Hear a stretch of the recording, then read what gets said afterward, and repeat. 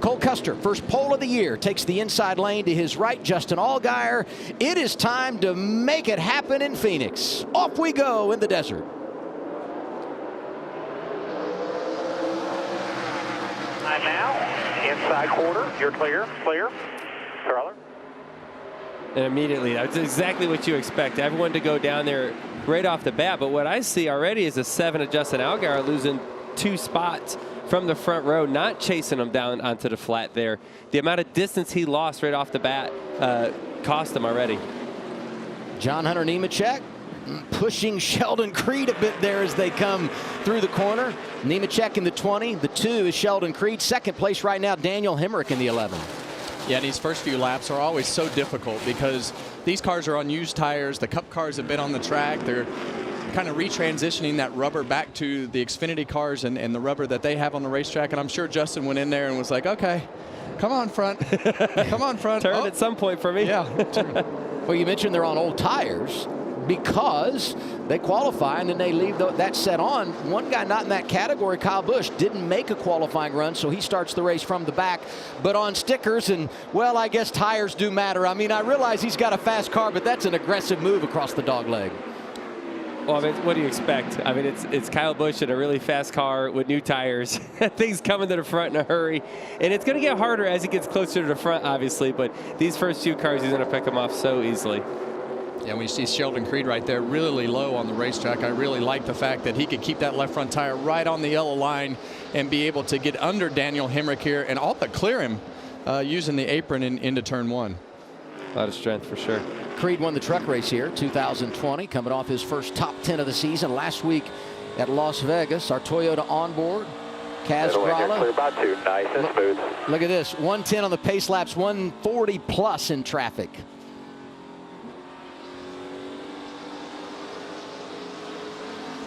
We'll keep track of that heart rate when we go to the onboard bottom left of your screen. As we race for third, Allgaier dives to the inside of the 11 of Hemrick. 2 former winners here. Yeah, and you see Justin Allgaier splitting that yellow line through turns 1 and 2. I would prefer that you either have the right sides on the yellow line or the left sides on the yellow line. I feel like in these cars it upsets it a little bit, but both of those guys, and Daniel Hemrick and Justin Allgaier, have had some success at this particular racetrack. Something I always see too with these Xfinity cars, they don't like a car on their right side. They don't like when there's a car right next to them. They rely a lot on side force. And when you get a car right on your door, that inside car loses all their side force and gets really loose, particularly into the corner, especially like this part of the corner here as you enter turn 3 like Kyle was there. If you get someone just door to door, that's kind of asking for trouble. Kyle Busch up 14 positions, was plus 13 before he got around Anthony Alfredo. John Hunter Nemechek working his way back to the 4th position, dives around Daniel Hemrick. You know, Nemechek's never won here, but boy, has he been fast with a lot of different race teams, and he did win a couple of weeks ago, driving that 20 full-time for Joe Gibbs Racing, got it done in Southern California. And that's his young rookie teammate, the 18-year-old Sammy Smith in the 18, driving hard across the dogleg. Sammy's been pretty impressive here the first few races, especially from the speed department. He has a lot of speed. Car goes fast. He's able to maintain good track position throughout the races and get a good finish. So, you know, that's a lot of. I'm pretty impressed for a young 18-year-old out here figuring it out at the big leagues. Well, and what's great for him here, he's been here before. Last 2 weeks he was racing on tracks that he had never seen, and maybe the youth being taken advantage of. A couple of teenagers, or a 20-year-old and an 18-year-old, and Josh Berry getting 2 for 1. Yeah, Josh Berry said, you guys are going to mess around, and I'm just going to pass you both. But not yet. Not yet. Go in the middle, clear up, 1 inside only. You know, we saw him get the run off of turn 4 last lap and go all the way to the bottom. It's almost the same situation where he might go all the way. Nope. I mean, one thing about going all the way to the bottom through the dog leg, it hurts a little bit. Like it's not a fun ride or enjoyable at all. It physically is painful, it's you mean? Brutal. Like you got to adjust your helmet after you go through that whole thing. So you don't want to do it too much. It's not good for you, but it's also not real good for your race car either. Hey, Cole Custer had 6 laps led in 6 starts at Phoenix entering today. He's led the first 10 this afternoon. Here's what they're saying on team radio. Little tight firing off. Starting to get a little bit freer throughout a run. Have a little bit of front chatter to fire off. Yeah, that's pretty typical in these cars to have a little bit of front chatter, especially at the beginning of the run on used tires. But even on new tires, you're going to have some chatter in the center of the corner, especially in turns 1 and 2. So I'm interested to see how Cole Custer's car continues through the long run. Right now, everything's rosy, right? You don't have any traffic to work through, and you don't have any issues with the air on the front of the car. So he's running the traditional left front tire on the yellow line and has some clear sailing and running good lap times. That's not a surprise, though. Cole Custer, good race car driver, has some Cup experience now running Xfinity. To me, he's the favorite to win this championship this year. And him running up front, getting the poles, leading laps, not surprising at all. Yeah, we go back 2 weeks. I mean, we were in Fontana. We had a front row seat for him winning both stages before he had cut a tire down and finished deep in the field. They continue to go back and forth for second. It's Creed and Allgaier there, but that's happening 2.5 seconds behind our race leader, Cole Custer, in charge in Phoenix. Look out.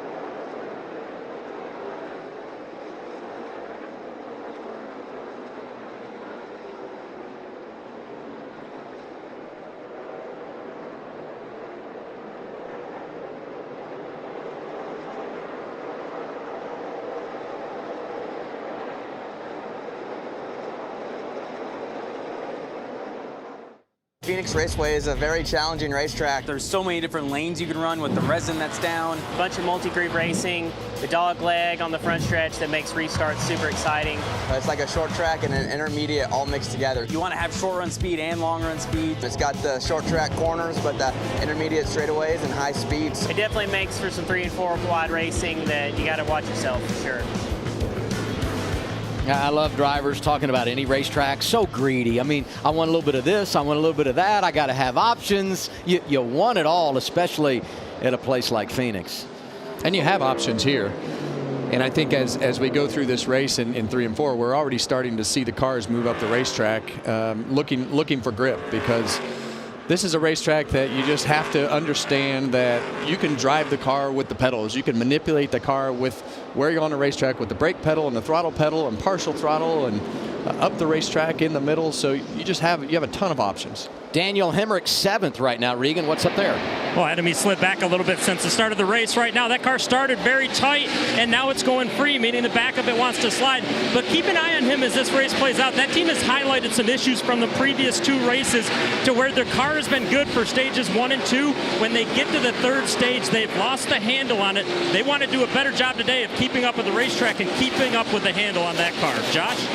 An update on Josh Berry in the 8th car. Started off 7th, hasn't really been able to make up much ground so far. So the back end of that car is just scary loose. So we need some rear security to help him out. But the team reassuring him on the radio, just keep doing what you're doing. We'll take care of you.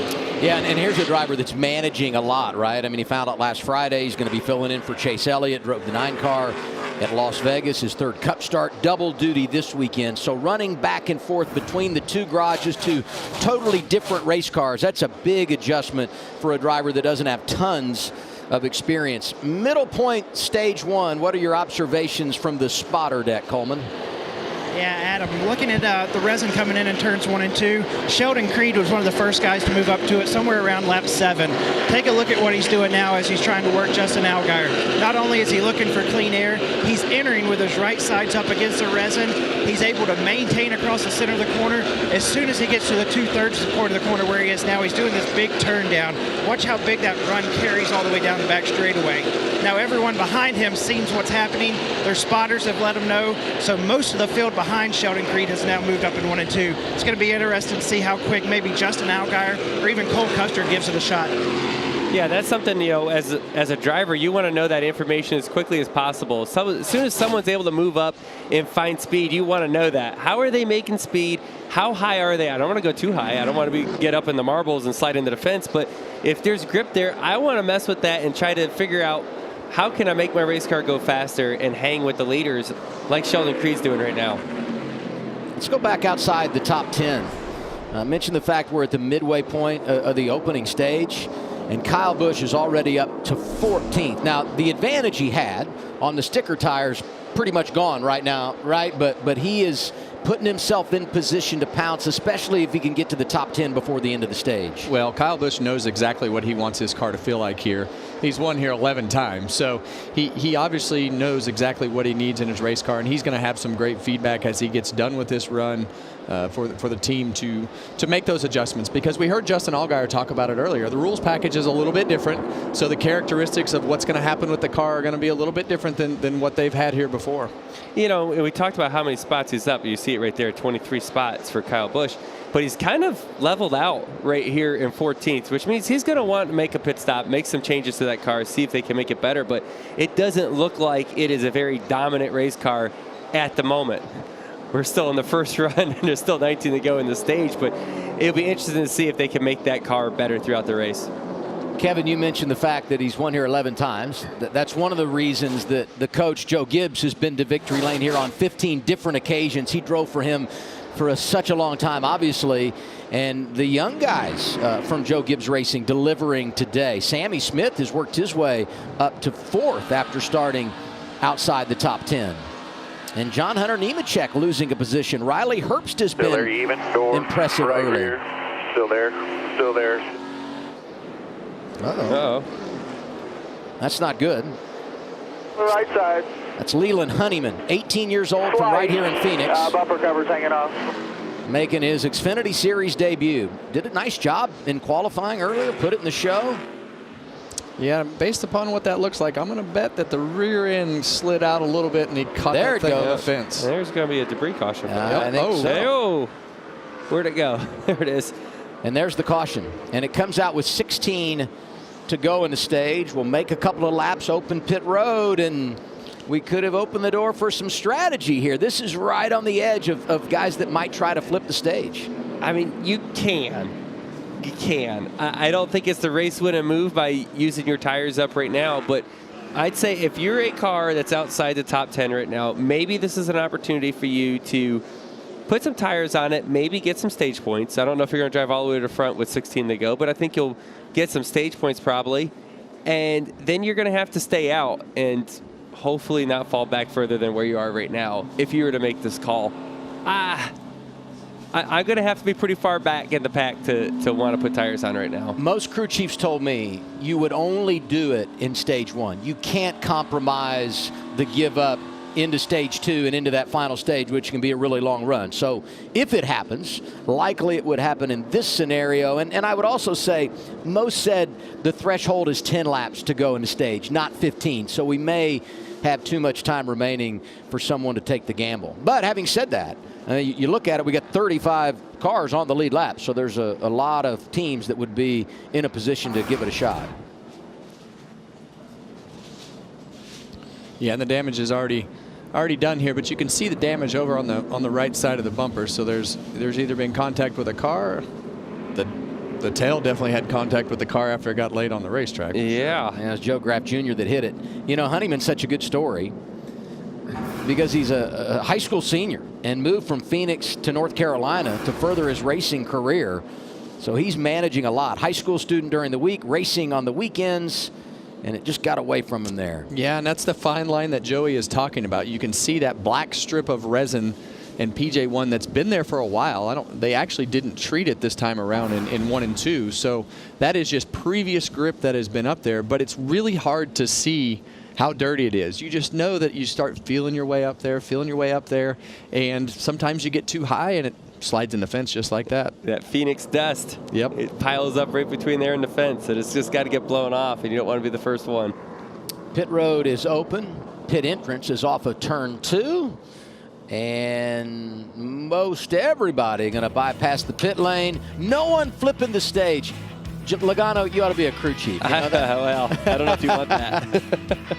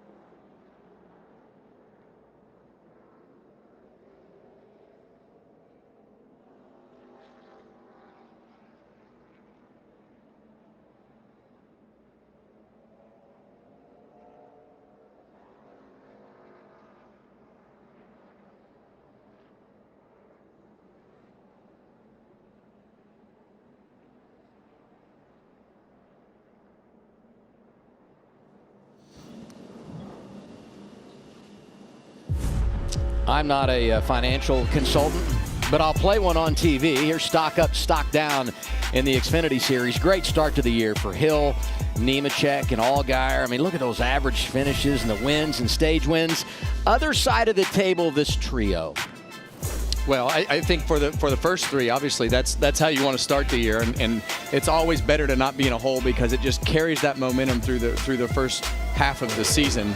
But I think as you look at Cole Custer, what do you think, Joey? If you're going to buy a stock, you want to buy it when it's down. That's Cole Custer. I'm telling you, he's going to be in the championship 4. That's my prediction. Well, and I'll say we're idiots, right? Because why would you say it's down? He won 2 stages in Fontana, and if he doesn't cut a tire, he might win that race, which means he's not in a backup car and starting in the rear last week, top 10 at Daytona. So anyway, I mean, we might have missed it just a little bit. But it's still, it's new crew chief driver pairing. So, I mean, there are a few things that they have to work through in order to get the details of the situation exactly how they want them. So whatever happened, but I think they have the speed as they've shown so far today. First restart of the day. Custer once again takes the inside lane. 10 to go, stage 1. Old tire restart here. 35 laps on their tires. Going to look a lot different. Sammy Smith, 18, goes inside, and he's going to jump up to the runner-up position, maybe. Justin Allgaier working in the outside lane off of turn 2. Chandler Smith making it 3 wide in the 16. Look at the racing going on in mid-pack. Oh.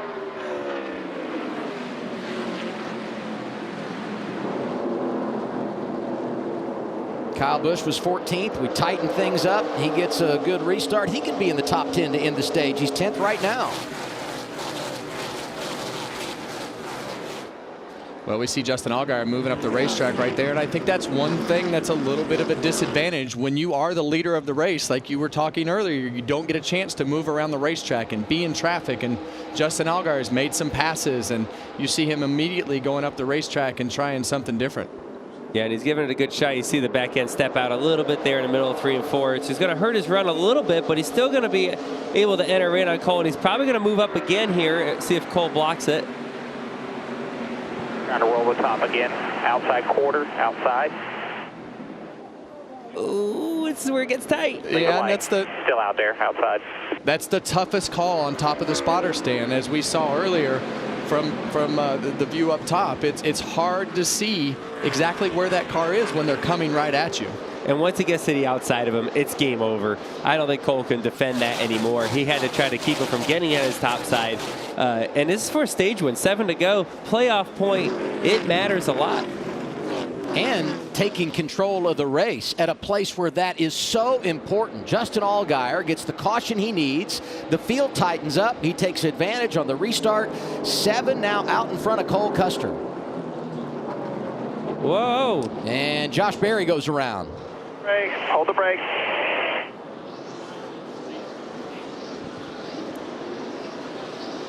And you're good. Second caution of the day. He was running 8th when he went for a slide. You see him going down into turn 3 here. A little help. Yeah. Chandler Smith. Chandler got in there pretty high. I don't know if he was going for the middle lane and the 8 had it backed up to go to the bottom. They ran right in the back of him, Kevin. That's pretty much what happened, though. Yeah, pretty much.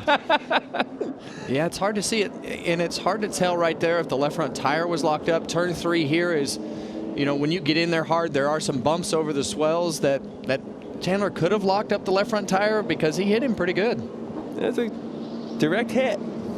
Now, I'll go back to it, but strategy-wise, with 15 to go, caution comes out. Going to get a restart with 10 to go. We all agree probably not going to see him on pit road. Maybe a little bit of a different game here because it's going to be a tight run to the finish, maybe like a lap or 2. Let's listen in on the 16 radio after the most recent incident. My fault. Got in deep because I thought KB was going to ship me. No worries. He thought his teammate was going to ship him. Yeah. I don't think that was going to happen. Hey, pit road is open, and here they are. Let's flip the stage, Regan. Well, Adam, the 20th, John Hunter Nemechek, he's been complaining about needing rear lateral grip with that car in the right rear at the 1/3 mark of the corner. Very descriptive on what he needs and where. That means the back is sliding out too much. He can't get that right rear tire to grip. Josh? Just an update on the 18 of Sammy Smith, saying his car's pretty good right now. He fired off 3, definitely free into 3, so they're going to try and get him something to help him out, guys. You got some drivers giving up some really good track position to come down pit road, get tires. They undoubtedly will stay out when the caution flies at the end of the stage, and then they will cycle to the front when all these other drivers decide to make a pit stop. What do you think of all that, Joseph? I like this call. Yeah. I like this call. Right? If you can't win the stage, put some tires on it. We're going to go back green with, what, 2 to go? Maybe?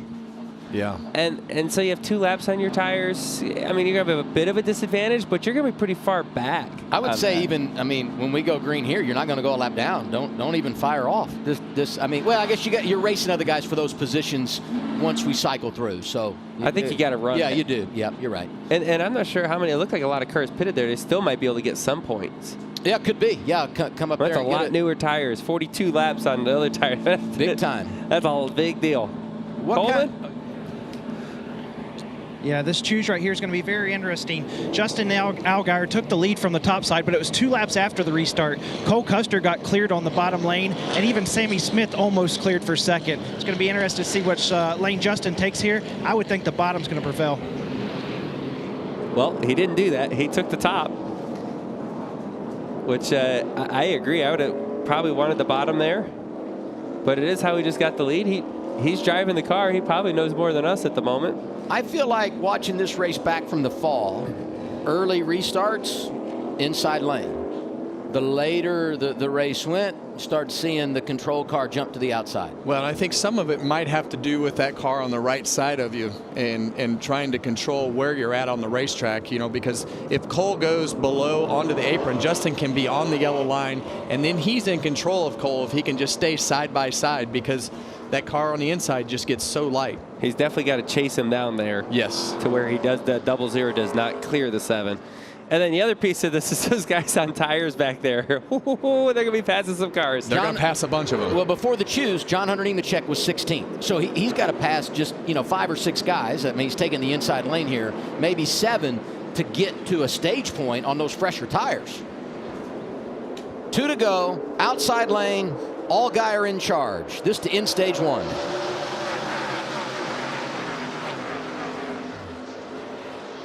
The 7 got a really good restart there. He's going to clear him. 2 car looks good. 18 pushing the envelope in that outside lane. That's 4 wide. Yes, it is. Kyle Busch making it 4 wide. Custer is sandwiched there right beside his teammate.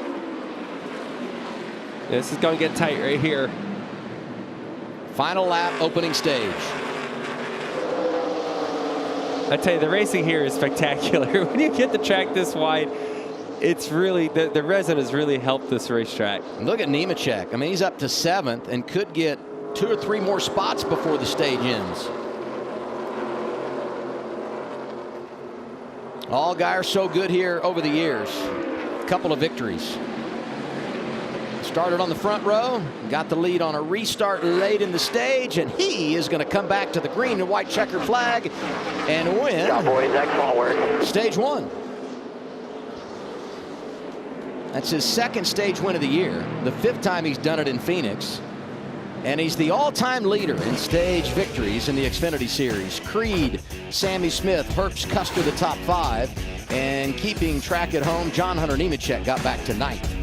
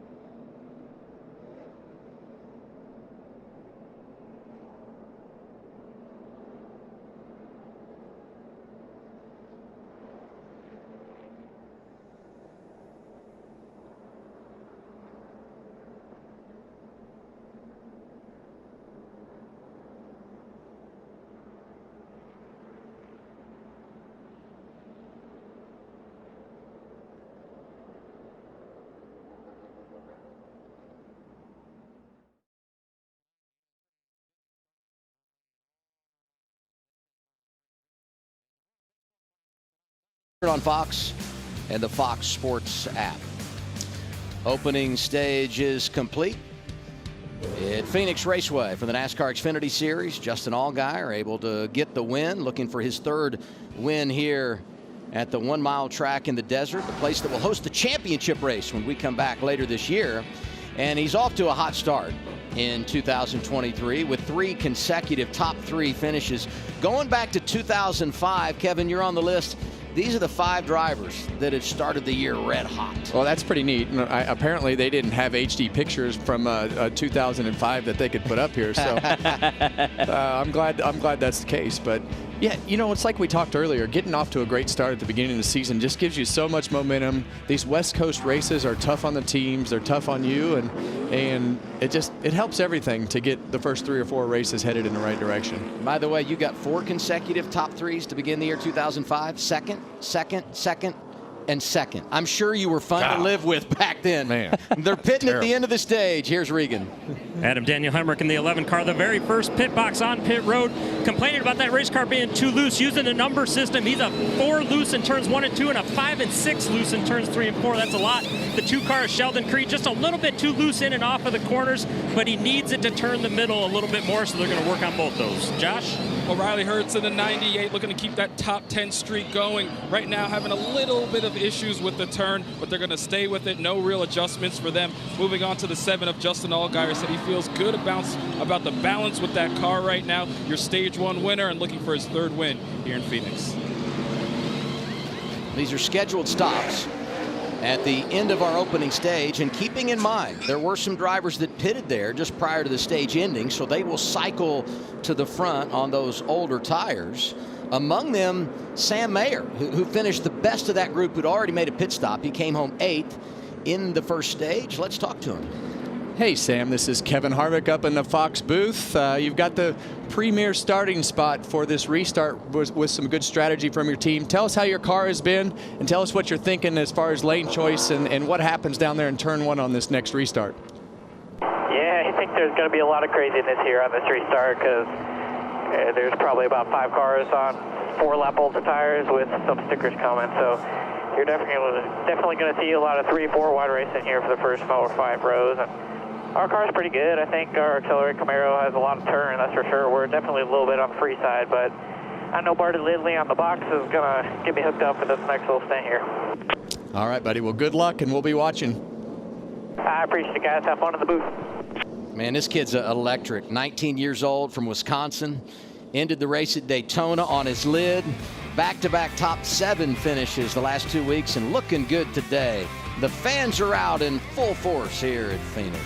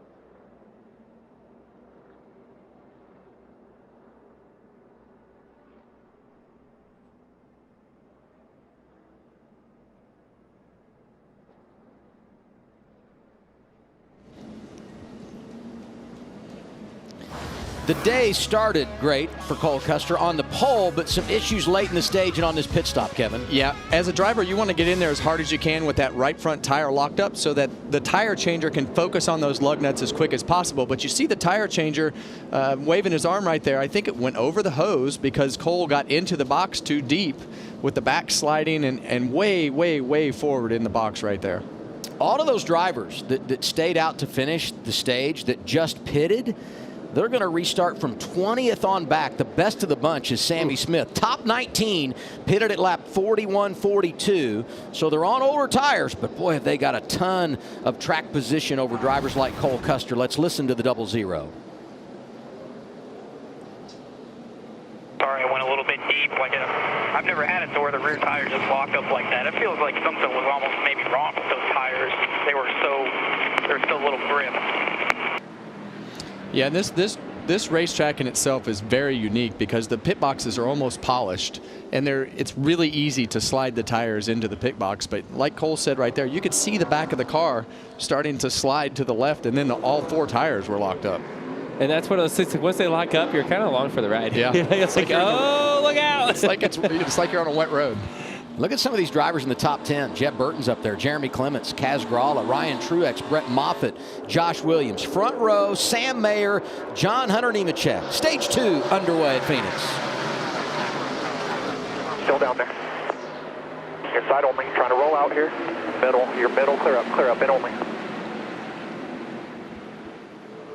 Haven't said Brandon Jones' name much today, but here he is in the 9. That top lane's really coming in quicker. You see those drivers searching for it in the first corner. Yeah, we saw the first run. It took 15, 20 laps for drivers to get up there. Now it's immediate. Nemechek to the lead. Brett Moffitt goes for a slide right at the start-finish line. Ooh. Oh, man. Oh, that was close. 45 goes by, you can roll.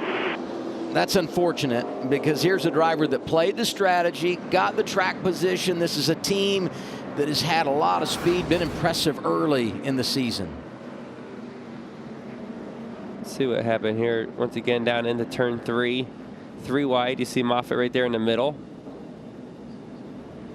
Looks like he's loose. Oh, no. The 51 just barely looked like he just barely came down. And when it hits the right front like that, it looked like it hit the right front, and it just takes the front of the car and turns it around. He was being scored 11th when he went for a slide. This was close. Turn 4. Ooh. Yeah. Gray Galding missed him in the 08. 91, Garrett Smithley drove high to get around him. Did you see him, Rick? Yeah, you see the donut on the door right there where it looked like the 51 car just didn't really realize there was 2 cars below him, and it just barely made contact. Hey, Sammy Smith from 19th to 14th on the restart. He's got those fresher tires. He could be on the move when we return.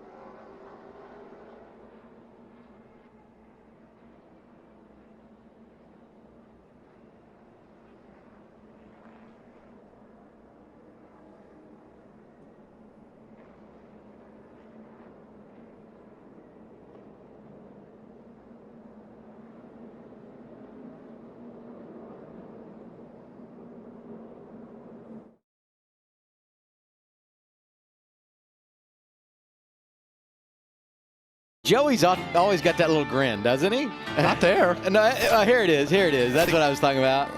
And then it turns to complete intensity.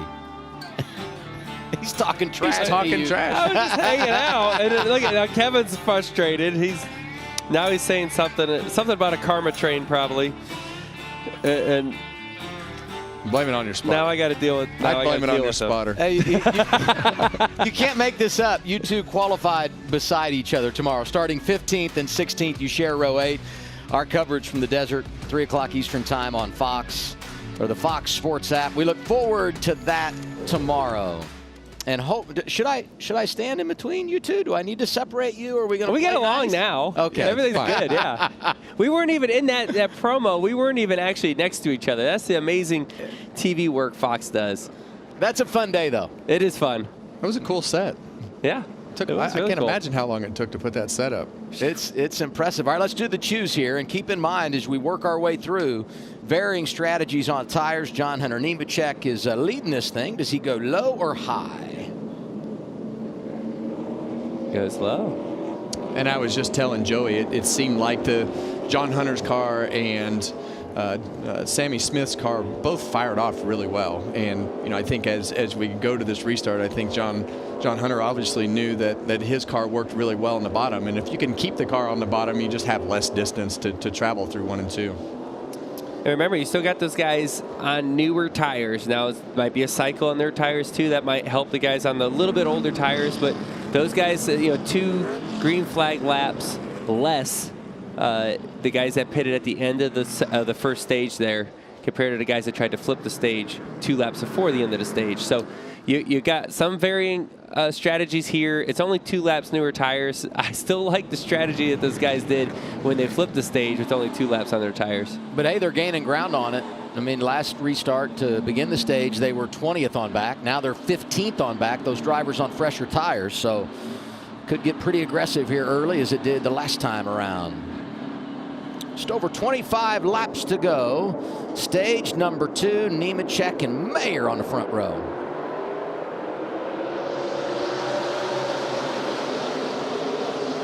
Austin Hill, 2 wins this year, making some noise in the 21.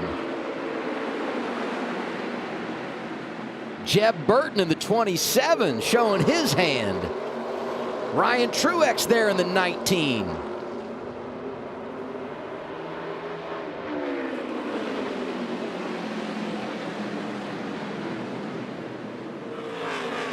So much going on, it's hard to talk about it. So much to see.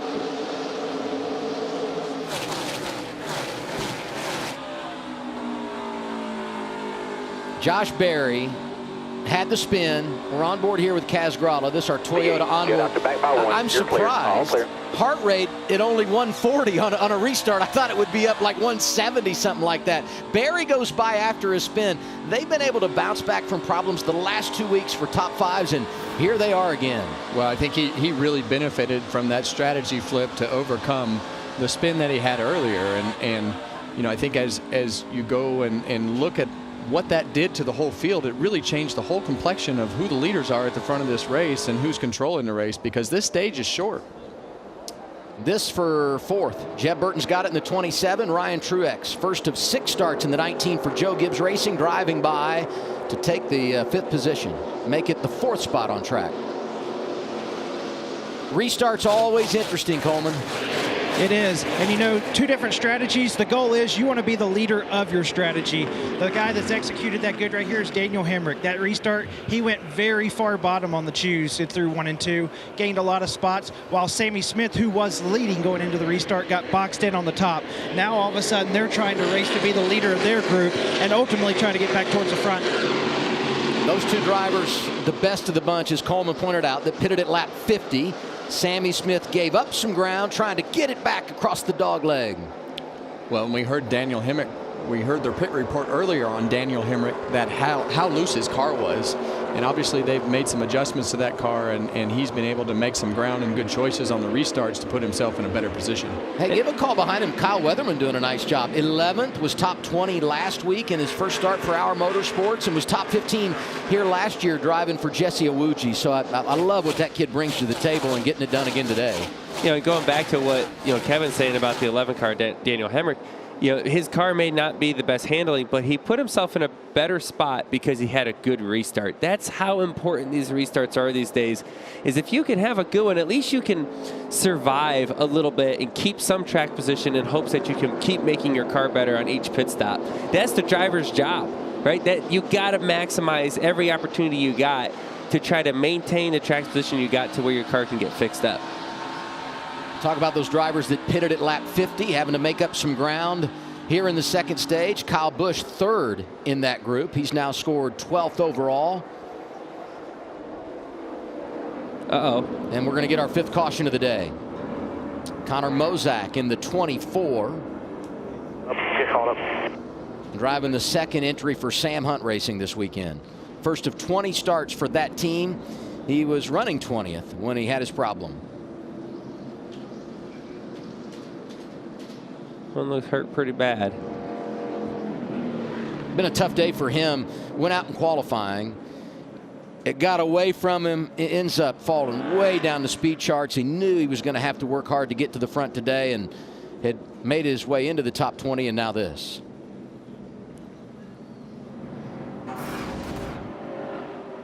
Look off in the distance, see if you can pick it up.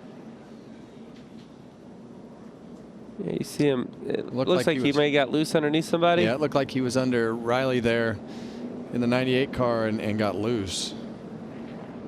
92's Josh Williams sliding to miss him.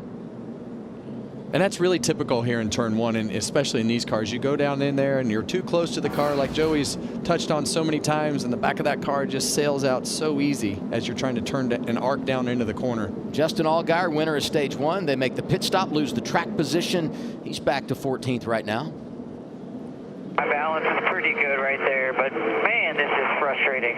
Yeah, I'm sorry. Keep doing you. I appreciate it. It's not your fault, buddy. Some of these guys just don't know how to drive, man. It's just super frustrating. I like how his crew just like, I'm sorry I put you back there. I'm like, I didn't mean to. Well, and that's really what these restarts open up to do. Like, it's how brave do you want to be? How low do you want to go? How high do you want to go? And I think as we've talked about early today, is the restarts are so much of an opportunity to gain track position and kind of that low-hanging fruit, especially if you have a car that's easy or drives better through 1 and 2 to be able to make up those positions, because some guys are on defense and some cars are on offense, and if you're the offensive car, you want to get as much as you can. Well, what do you do, Kevin? So if you're Justin Allgaier, you got a very fast race car, right? It's one thing we talked about Daniel Hemrick being aggressive on a restart. Well, his race car is not real good. He has to be aggressive. But if you're Justin Allgaier, your car is really fast. It won the first stage. It's capable of really doing some good things and winning the race. You don't want to risk your car too much and throw away a chance of winning, knowing that you're still going to have a long run car, right? Yeah, I think you have to be, as Ken Schrader used to say, you have to be cautiously aggressive. Yeah. And try to put yourself in what you think is the best lane on the restart in order to put you in the best position when you get through 1 and 2 to try to lose as little as possible. Minimize the damage, because you know you can drive by them once they get strung out. It's just trying to get through this hornet's nest on the restarts for the first couple laps. That's probably where you hear Justin Allgaier's frustration is. He knows, just give me 5 laps and everything kind of strings out, and then I can start picking him off, and he's not getting that right now. So he's on one side of the strategy. On the other side, I mentioned at last restart, the driver that's won twice this year, Austin Hill, second right now. Let's get to know a little bit more about the 28-year-old out of Winston, Georgia. First car I owned was when I was 16. I had a Chevrolet Camaro and had a lot of speeding tickets in it, so we got rid of that thing fairly quick. Something that people would probably be surprised to hear about is I'm very into 90s country.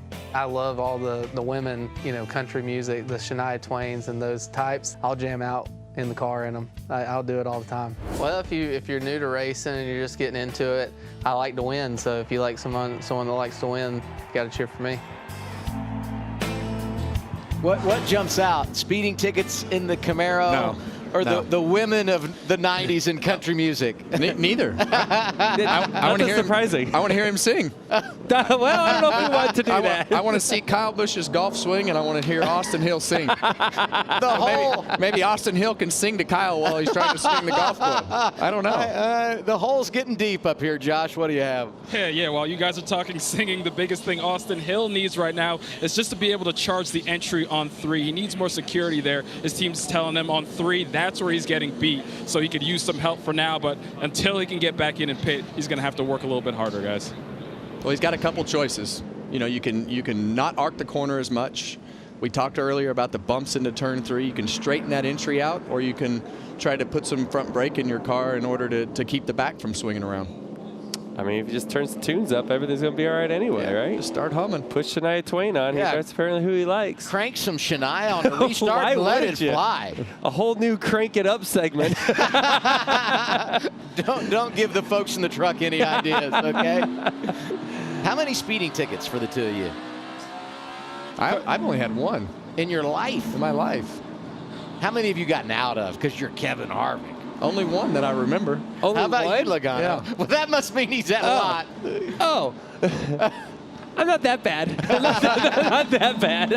I'm pretty decent on the road. I'll say I'm decent. I've gotten maybe 1 or 2 speeding tickets. But for the most part, I'm pretty good. You're 5. 5? 5? Yeah. Kids changed the game on that, by the way. I became a lot sympathy smarter. points. Smarter. Oh, I just feel like when you have kids in the car, sometimes they understand the sense of urgency, and they might give you you're a saying break. you get out of it more. Oh, I no, have. it was not like that for me. I've slowed down, is what I'm saying, on the streets. And if I said 5, I'd bet the under on that. Restart, 16 to go in the stage. This time, Austin Hill on the front row with John Hunter Nemechek. It's Mayer behind the 20. Mayer, not with a good restart, able to stay with John Hunter.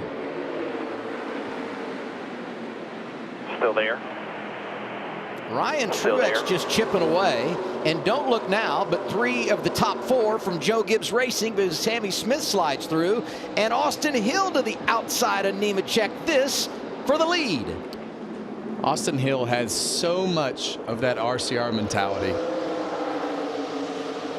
How about this? We've got a penalty on the restart on John Hunter Nemechek below the line before the start-finish line. That yellow line not out of bounds like Daytona, Talladega, like what we'll see next weekend at Atlanta, but you can't go down there on a restart until you cross the start-finish line. Analyze this. We saw it with Allgaier last week.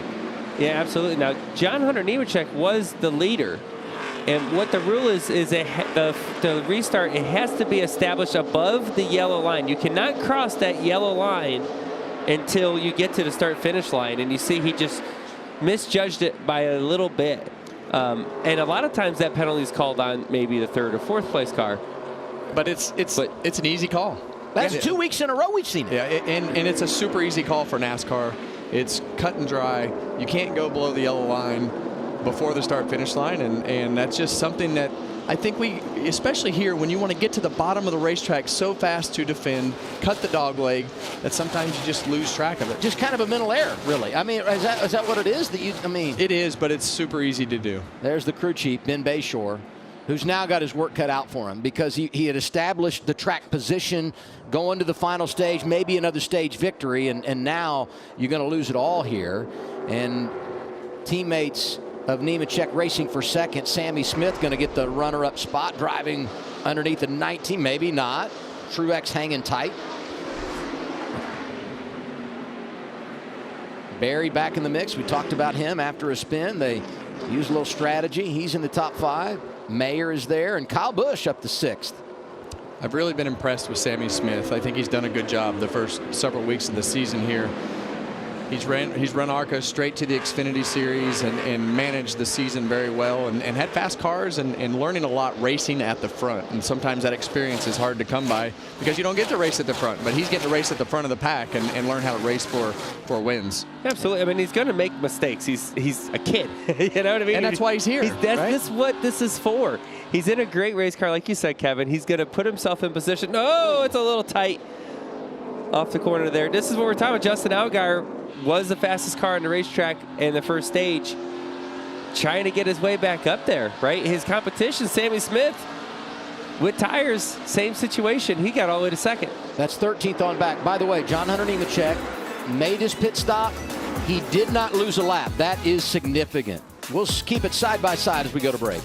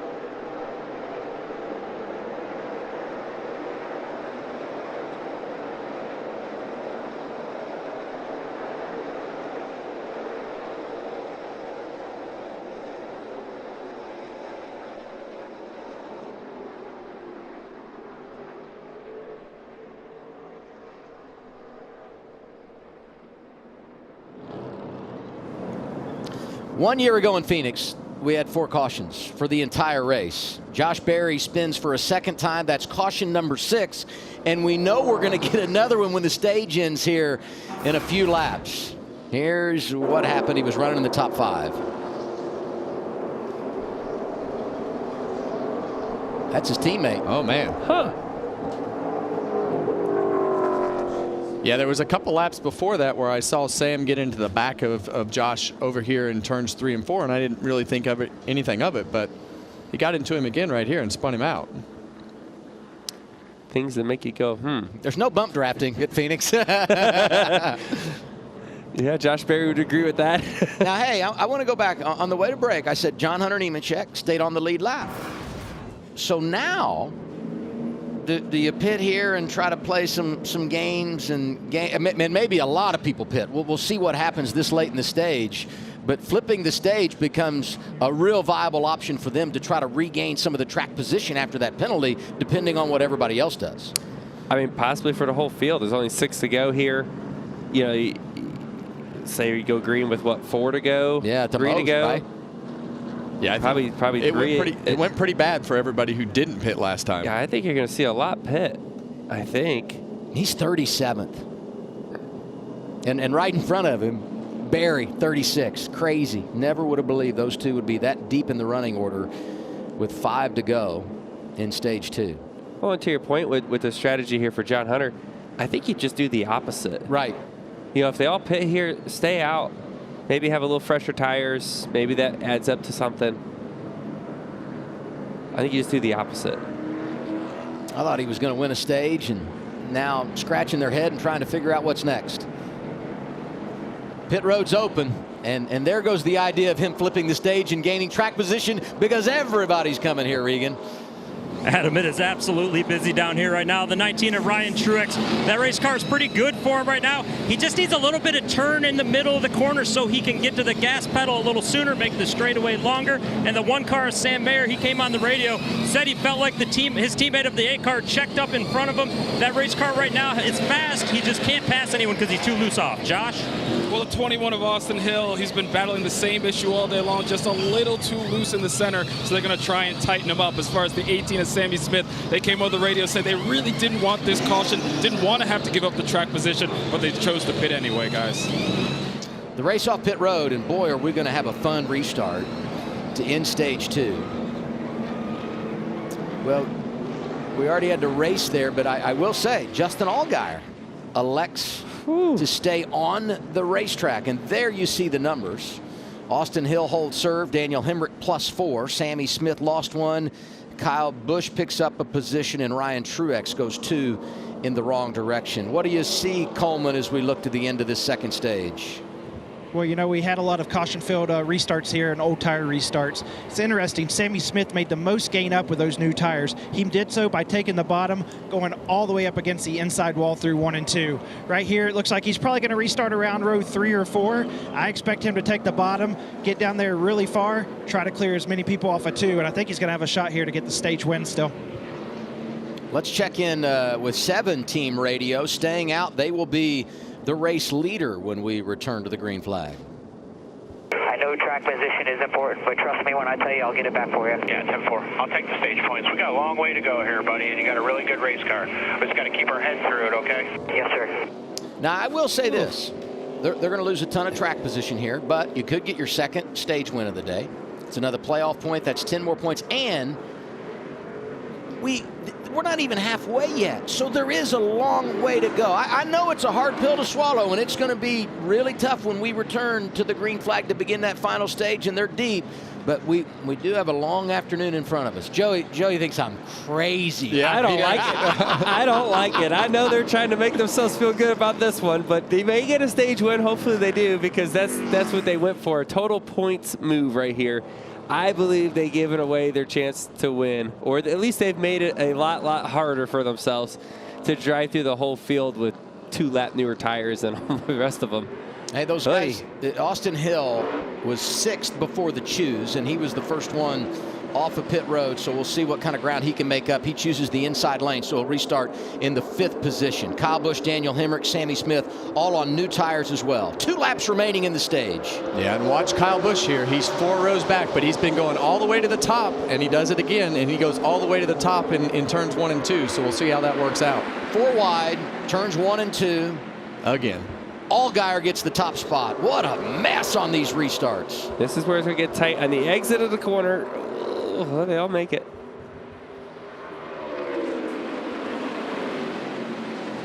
Now from Austin Hill on back, you got a lot of drivers racing to be in control of this race for the final stage. Hill's got that spot right now. 1 to go. Stage number 2. Allgaier trying to get the sweep.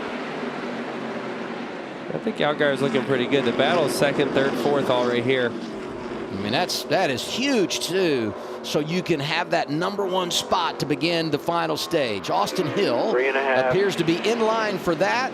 For Allgaier, he's going to sweep stage 1 and stage 2. All good. And he knocks it out again at Phoenix. 6th stage win here in the desert. Well, that's what you hope, right? If you're going to take the gamble of staying out and losing all the track position, you better go win the stage, because that's what you put all in for, right? To get the stage point and the playoff point. Allgaier having a good day, but his work is cut out for him. We'll see what he can do in the final stage coming up.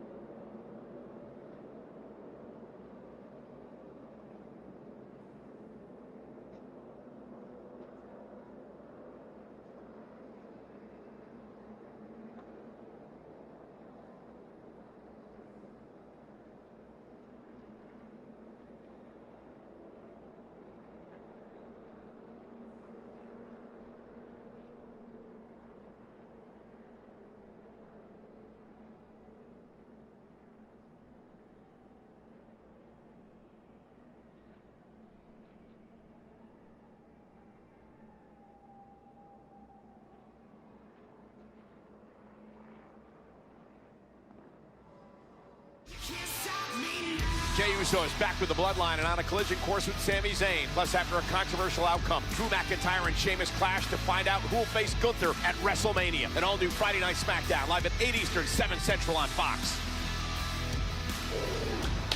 Looking forward to SmackDown on Friday night. They look like they're ready to go in the ring. Tag team champions of the world right there. Yeah, they got those Macho Man they're ready. They on. have the shirts and everything. Hey, here are the stage points for the day. Justin Allgaier, best of the bunch. 8th time in his career that he's swept both stages. 5 times he's failed to go on and win the race. And we know he's going to have to roll his sleeves up here today to get it done. It's amazing. You go from stage sweeper to underdog into the final stage of the race, right? I mean, it's definitely it's a points play, right? And there's nothing wrong with this strategy. You know, he's going for a ton of stage points. He has 2 playoff points that he could put in the bank. He knows he has that, right? That the risk is where you're going to finish at the end of this thing. But either way, he's getting 2 playoff points. If you could do that every race, you'd have a really good season. So it's not a bad day no matter what from this point for him. Pit road, kind of a lonely place, Josh.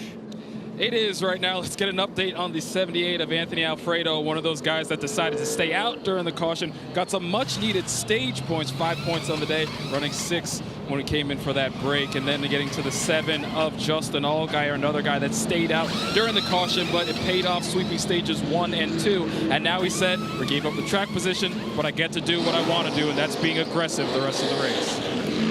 I'll say this, you go to the last couple of weeks, had the pit road, the loose wheel, had the pit unscheduled in Fontana, lost a lap, came back, finished top 3.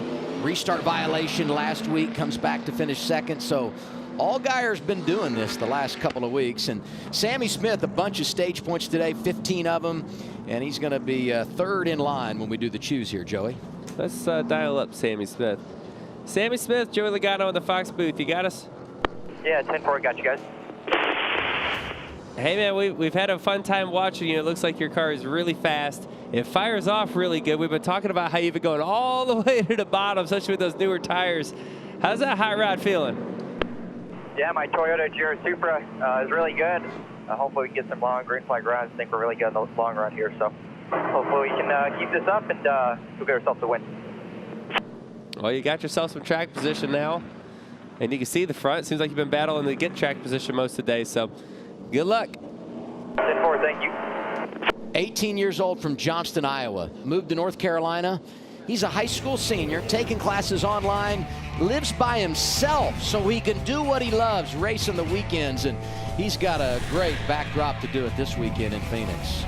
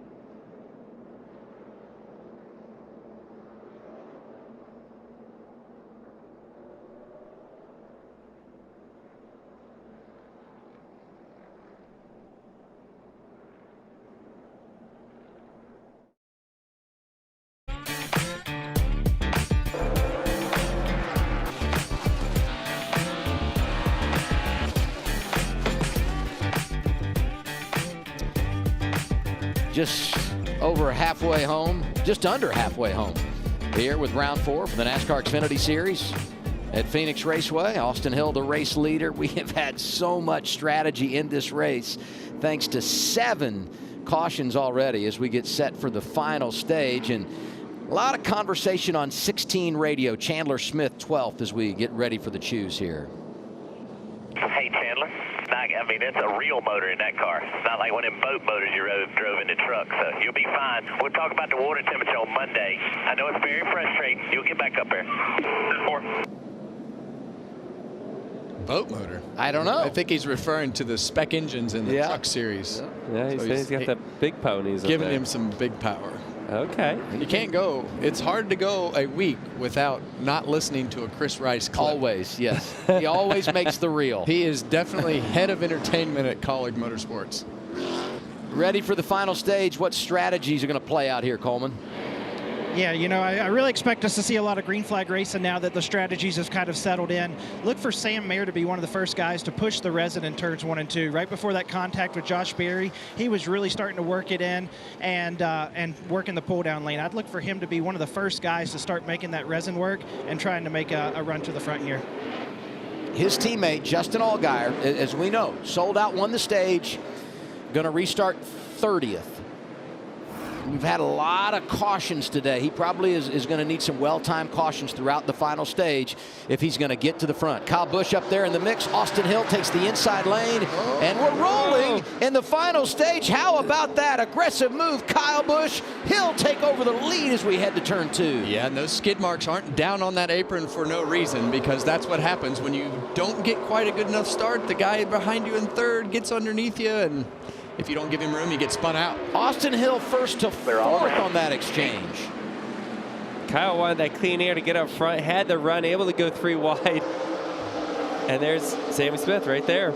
It's like he's driving his old car. He said, I'll give me some of Kyle Busch. Sammy Smith in the 18, Austin Hill fighting back, and Daniel Hemrick right there. Kyle's going to have a good run off the corner here, off the top side. That's something we saw the 18 do there, Kevin. He was 4 tires down on the flat in 3 and 4. That allows you to turn through the center good, but it gives you a hard time getting off the corner. And he's giving Kyle another shot out of here. He has such a fast race car to 18 there. You see this time he doesn't go 4 tires down there. Well, I'll take that back. He does. Yeah, he just waited till the middle. And the one thing that Kyle is doing in his car is like Coleman said earlier and we talked about earlier, is he's way up the racetrack. And I think the 18 is just hitting his marks on the bottom of the racetrack, letting the car do the work. And Kyle, to me, looks like he's driving his race car and trying to manipulate it as much as he can. The 18 is doing a great job, but his car is handling much better naturally. And hey, those Toyotas from Joe Gibbs Racing really good today. Sammy Smith out front. Ryan Truex is 6th, and right behind him, John Hunter Nemechek, who got that penalty on the restart, makes the pass-through, stays on the lead lap, and here he is fighting for a position inside the top 5. We look at our Toyota top performers, and there've been some problems today for that group, but boy, they're fighting through them and making something happen. How did John Hunter get all the way back up? I missed this somewhere, all these restarts, but he must have had some amazing restarts. Because remember, he had that restart violation. He went almost down a lap. He had an amazing restart there. Yeah, that was a little too amazing. He's come all the way back up here. That's a pretty impressive run back through the field in a short amount of time. No doubt. Because now you got over 90 laps to go in this race. Yeah, and those are the things that you have to do in order to win a championship, because there are going to be things happen. How do you recover from the adversity? How do you get back through the field? And those guys in the Gibbs camp today have good race cars and are able to make passes and make their way back forward. And as a driver, if you're the one that made the mistake, you better make up for it, right? And I think there's a little extra motivation there for John Hunter. On board, Kaz Grala, this is the Toyota onboard camera, bottom left, heart rate monitor, and he's pacing at 160 plus beats per minute. Well, it's getting hotter inside those race cars, and that heart rate is starting to maintain a little bit higher than what it was earlier today. Grala's 14th Top 5, Sammy Smith, Kyle Busch, Daniel Hemrick, Austin Hill, Sam Mayer. We step aside just past halfway. This is side-by-side break on FS1.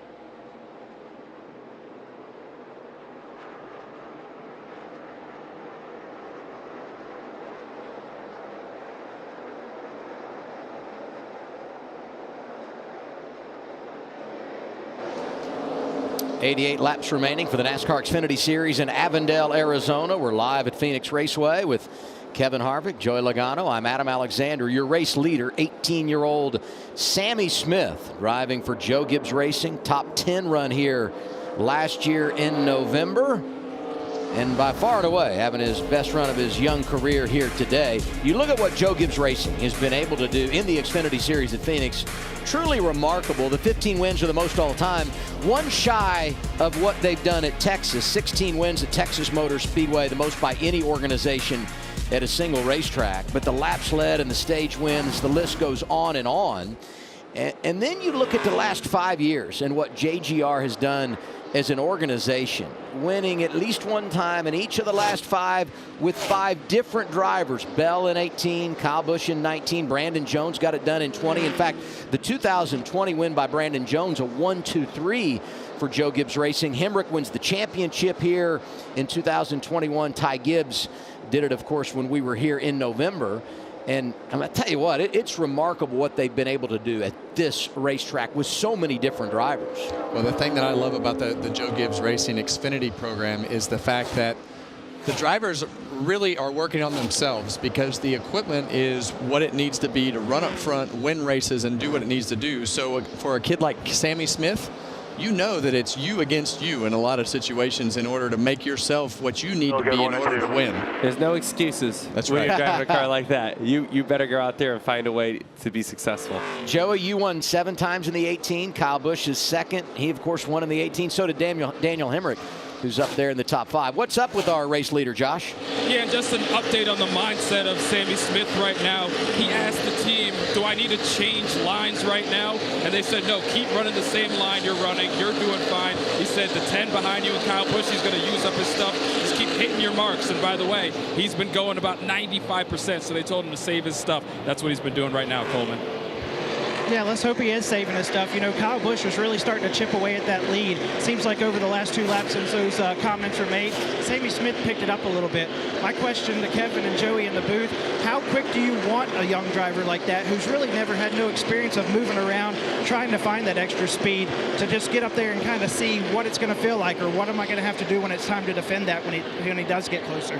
Well, for me, I like to grind away on what's working. And if I were on the pit box or in the spotter stand of Sammy Smith, I'd tell him to quit splitting the apron down there, because I would tell him to try to get the, work on the right sides of the car on the apron so that you don't get that big gap with the splitter underneath the car at the entry of the corner. Go across the apron and then try to go back to partial throttle and run the right side tires on that line all the way through the corner. But I think right now it's just grind away at what's working for you. He was 0.3 faster than Kyle the lap before, and it's working for him. So how do we just refine what we're doing? Keep doing what you're doing. Yep. If it's working, keep doing you. Now when they start catching it, that's when, you know what, start moving around before he gets there, right? If you have a 2-second lead and all of a sudden Kyle Busch starts reeling him in, a tenth or two a lap, you know what, maybe take a couple laps to try his lane out and see if it's working. Be ready to move up the racetrack, because you're going to most likely have to play defense. And if you can play defense in more than one lane, you have a real shot at winning it still, even though you may not be the fastest anymore. I still look at moving up the racetrack as a crutch. Yeah. If your car will work with the left side tires on the yellow line here, you're in a better position than the guys that are moving all over the racetrack. Let's go to Regan. Update on Sheldon Creed. Adam, the 2-car Sheldon Creed, of course, very good early on in this race. Not as good right now, and perhaps a frustrated driver behind the wheel. I understand how we just make the car worse all day. Sun's out too, it's not helping. And that happens. You get frustrated as a driver, and it took me a long time to learn that pushing that radio button and saying things that feel like they're the right thing to say sometimes just make everybody else more frustrated. So Sheldon's a little bit frustrated in the car, and I think looking for something that'll make his car better. But the sun has come out, and the track conditions are changing. The cars are all around the racetrack, and really, the thing that they need to settle him down and do is, hey, let's look around on the racetrack. The last 3 laps we've just run through the middle of the racetrack. Let's move up higher. Let's move down lower. Let's try a different line. I've always felt, though, this race has different personalities, stage 1, stage 2, versus what you see in the final stage. It's like there's all this sense of urgency, and we saw that with all the cautions in the first 2 stages, both 45 laps. Now you get to the final stage, it's almost like everybody hits the reset button, calms down, and you play the long game, realizing that you got to make it to the checkered flag. And hey, by the way, everybody does have to make a pit stop here, so you got to keep that in mind as we head down the road in this final stage. And you see right there on the front nose of the number 10, Kyle Busch, there's some garbage on the grill there. And, he lost a spot to Austin Hill. You wonder. Still there. Yeah, they're talking about it. He must be overheating. You wonder Still there right now. if he gave up that spot to try to clean off his grill and was not successful on cleaning his grill off. The fact that he can stay that close to the 21 tells me he's probably done this on purpose, and he's trying really hard to get as close as he possibly can to the back of the 21, which might happen right here. Yeah, he got there real close there. There, it's gone. It's gone. Sometimes aero pulls it off, but when you go bumper to bumper, that just knocked that debris right off the front end. Kyle Busch had given up the 2nd spot, and we'll see if he can cross over here and take it back from Austin Hill. He's going to go right back around him here. Shows that car does still have some strength in it for sure. But doing that, look how far back he is from the leader of Sammy Smith now, right? He's 3.6 seconds back now. And look who's in 4th. I mean, what a day for John Hunter Nemechek. They had an issue in practice. You see the tape on the nose, hit another car. They weren't sure how they would qualify, but he's able to, put it up there in the top 5 in qualifying. Had a good race car, and, a lot of give and take with the strategy, but then got the lead, had the restart penalty, somehow did not lose a lap. And they really have not played strategy to get the track position back. I mean, he just got a fast car, and he's passed a lot of people today. Absolutely. I mean, I think the recovery that they've had so far, they got to be proud of what they got. Talk about a rough day. You have damage in practice. You get a restart violation. and you motor back through the field. Like, he didn't do it on tire strategy, he didn't do it on anything besides a fast race car. But you said it, Kevin. If you're going to win a championship, these are the kinds of days you have to weather the storm. They have done it. Sammy Smith, his teammate, is out front. He's led 25 laps here today.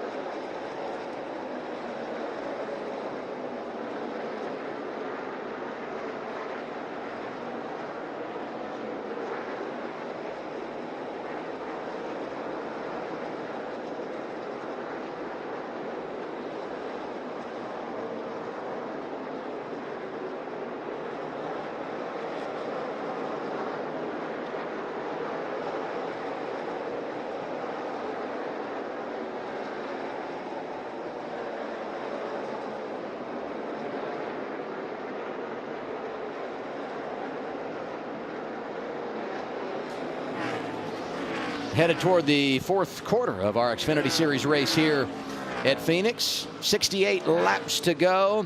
We look at our top 10, and we got 3 teenagers, now 2 up there in the top 10, and a 20-year-old and Chandler Smith. This is pretty impressive how these young drivers have come to the forefront in this series. I never thought I'd see the day that Kyle Busch was the old guy. Yes. 37, that's a big number, right?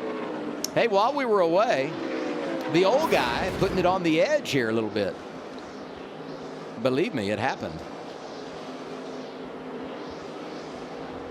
See Kyle up top there, racing Austin Hill. Oh boy. A little loose. That's pretty good contact. You see it move the spoiler there a little bit.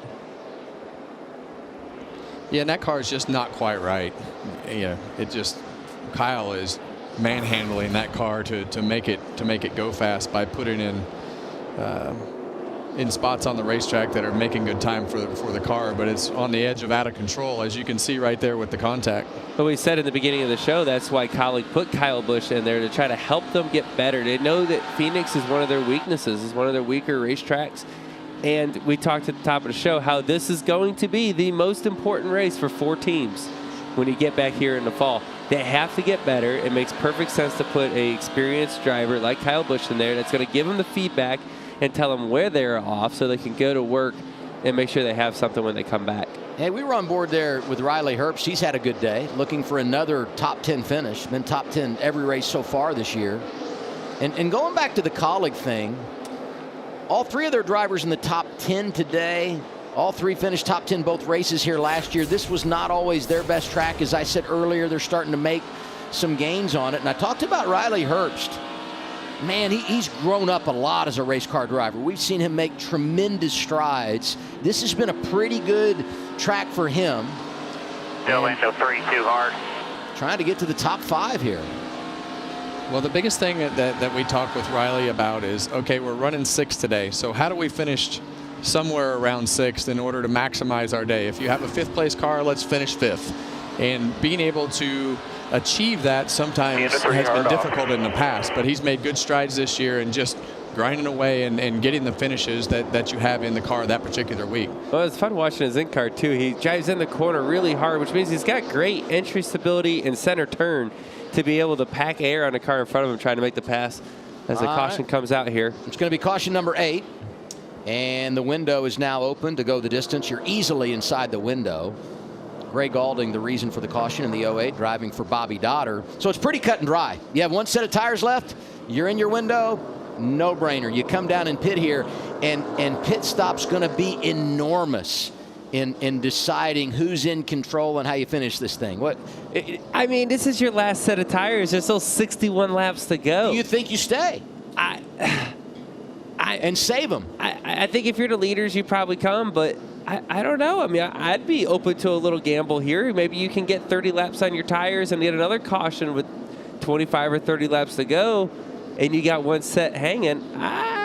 30 cars on the lead lap, which introduces us to some drivers that have the potential to do it. You see the AMR safety team getting to Gray Gaulding, and you can tell by his body language that was a really, really hard hit. Yeah, and that's got all the makings of a right front tire going flat. So based upon it, probably knocked the breath out of him a little bit there as the car hit the fence. But a lot of times what happens here is the right front tire gets really hot and the bead goes away as you get deep into a run. There he is coming into the screen. He's already into the wall there, but he's carrying a lot of speed there into turn 1. And while you don't see the full impact of the hit, you know that's one that take your breath away. Good to see Gray out of the car, helmet off, and walking under his own power to the ambulance, and he'll have to go. The safety truck actually is going to take him to the infield care center. So we'll see if any strategy plays out here, and who might be willing to roll the dice, save a set of tires, and hope for a late caution. The problem is, and typically we get long green flag runs to end this thing. If you elect to stay out and save tires and you don't get the caution, woo, it's going to be a long run. But hey, there are some drivers that would be in position maybe to take that shot with so many on the lead lap. Well, and the other hard part here is the fact that track position is important in order to get going, and the restarts wind up being so crazy. You can make some ground, but if you get too far back there, it's hard to make ground quickly. Yeah, I mean, you don't want to be the only car that is on its own strategy. That's what Kevin's saying here. Right? If you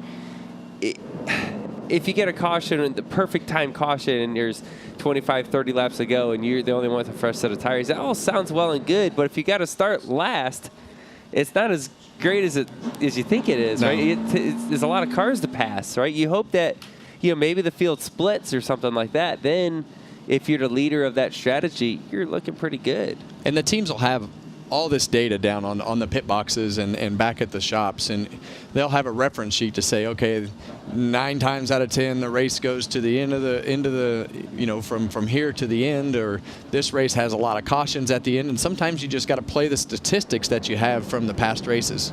Either way, it's a gamble here. Either way, right? It's a risky call no matter what you do. There's no guarantee. This is the final set of tires. Hey, as we ride around, some pretty good stories from 11th on back, and we've hit him a couple of times today, but Kyle Weatherman having a nice afternoon in 11th, second straight week he's been driving that 02 for Our Motorsports.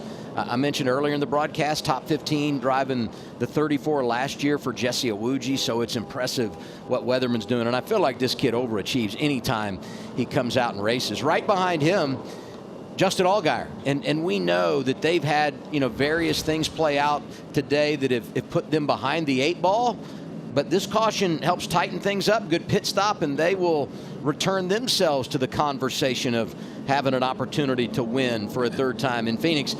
Behind him, Brandon Jones. I feel like they fought a lot today, but his new teammate at Junior Motorsports is 13th. In fact, 12th, 13th, and 14th, all Junior Motorsports drivers. You have Allgaier, you have Jones, and then the 8 of Josh Berry. Ryan Truex in the top 15. And right behind him, Parker Kligerman. They had a brake issue wreck in qualifying, had to go to a backup. And the turnaround time today was like 2.5 hours.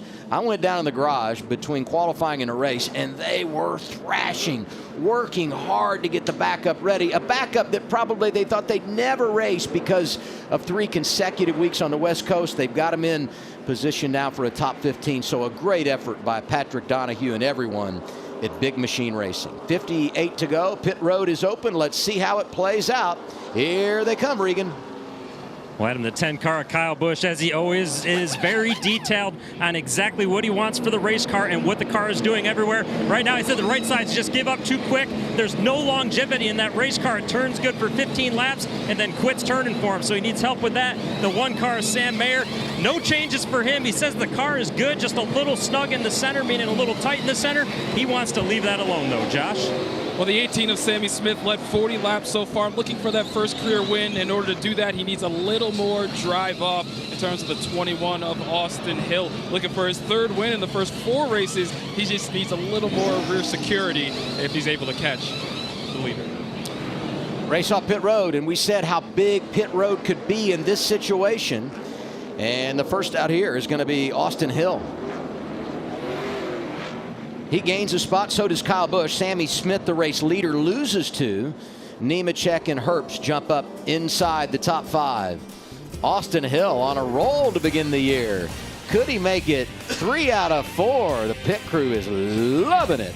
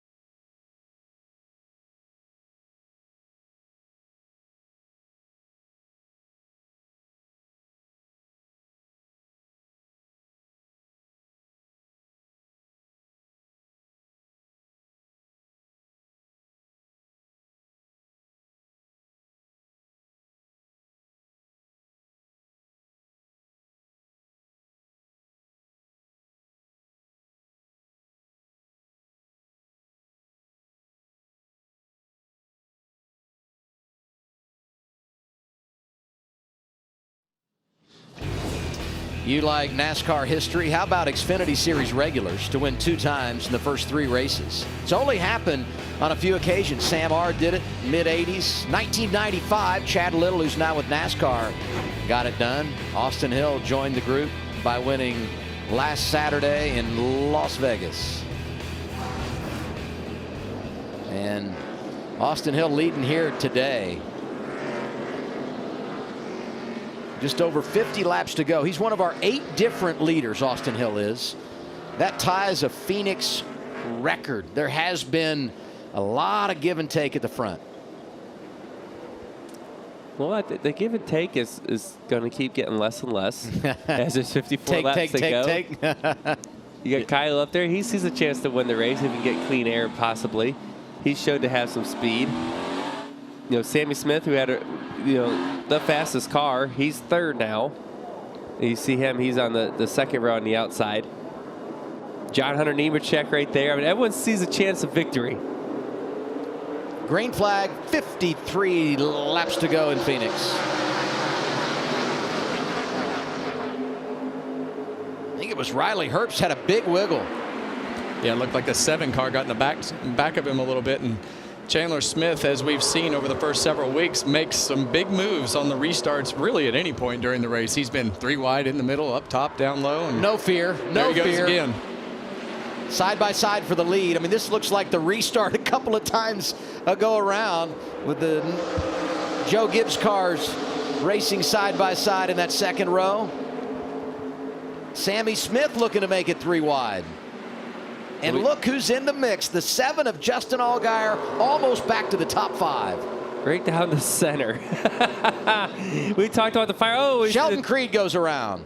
Caution number 9. The question was, who was in the lead at the time of the caution? That's a great question. From this thing. Yeah, most importantly, who was in the lead at the last loop? That's what I was going to say, yeah. The last scoring loop. Yeah. You drivers, sometimes you're like, I swear I was leading. And it's like, well, we go to that last scoring loop. I hate those last scoring loops. I never went out on those deals. Sheldon Creed was running 8th. Let's see what happened here. Looks to me like the left rear tire is already flat. Yeah. Maybe there was contact earlier.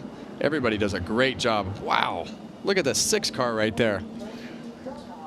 Does a great job not hitting him. But you can see the left rear tire is just completely flat right there. And a lot of times there was probably contact somewhere before that to cut that tire down. Here's what's tough. You come down and get tires, but you don't have any. So you just put on, some stickers from earlier in the race. I mean, he hates that he spun from 8th. He really hates that he's not going to be able to do much on those older tires the rest of the race with no track position.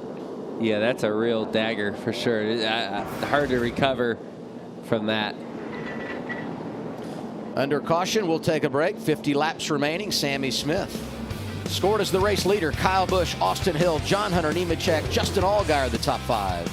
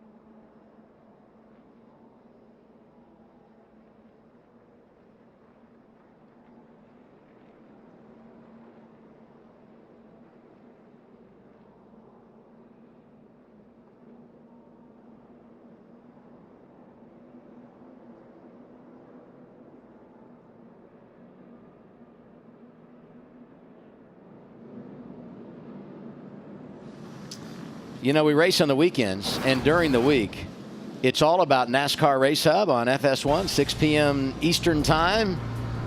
Looking forward to Monday. David Reagan, America's crew chief Larry McReynolds, and Kevin, you're coming in on Thursday. Yeah, I just want to see what my character looks like, because you look pretty tough. Yeah, I look tough. He does look tough. I play a strong game when I'm a cartoon character. Yep. You're in Thursday with Caitlin Vinci and our old buddy Andy Petrie. It's going to be fun. I can't wait. It is great, though. I got to say, it's awesome when you guys will come into the studio. You don't get this really anywhere else in sports, where you're fresh out of the race car, not just doing a broadcast on the weekend like this, but to then come in during the week and break it down and give the insights. It's something you just don't get really anywhere else. If you think about any other sport, do you see the players that are playing today doing TV? That's something pretty cool that our sport does, right? We're racing tomorrow. We just got off the racetrack, and here we are talking about the race. That's pretty neat. We don't see it anywhere You else. need those reps, though, because you're coming full time. So we need to get you. I definitely need the reps. As many chances in front of the camera as we can get you. You know what I mean? Well, I'm looking forward to next year, but I'm looking forward to also having some time behind the wheel this year to be able to relate to you guys what's actually going on. Well, and you leave, and leave the race car, and it does open the door for a sponsor for someone. So there's this question out there of, who's going to take over and represent Busch. And, Jeffrey Earnhardt made a great play saying, That is a great play. You need to be on my car. I love that. That is a man's man right there. That is unbelievable. Look at that. Jeez.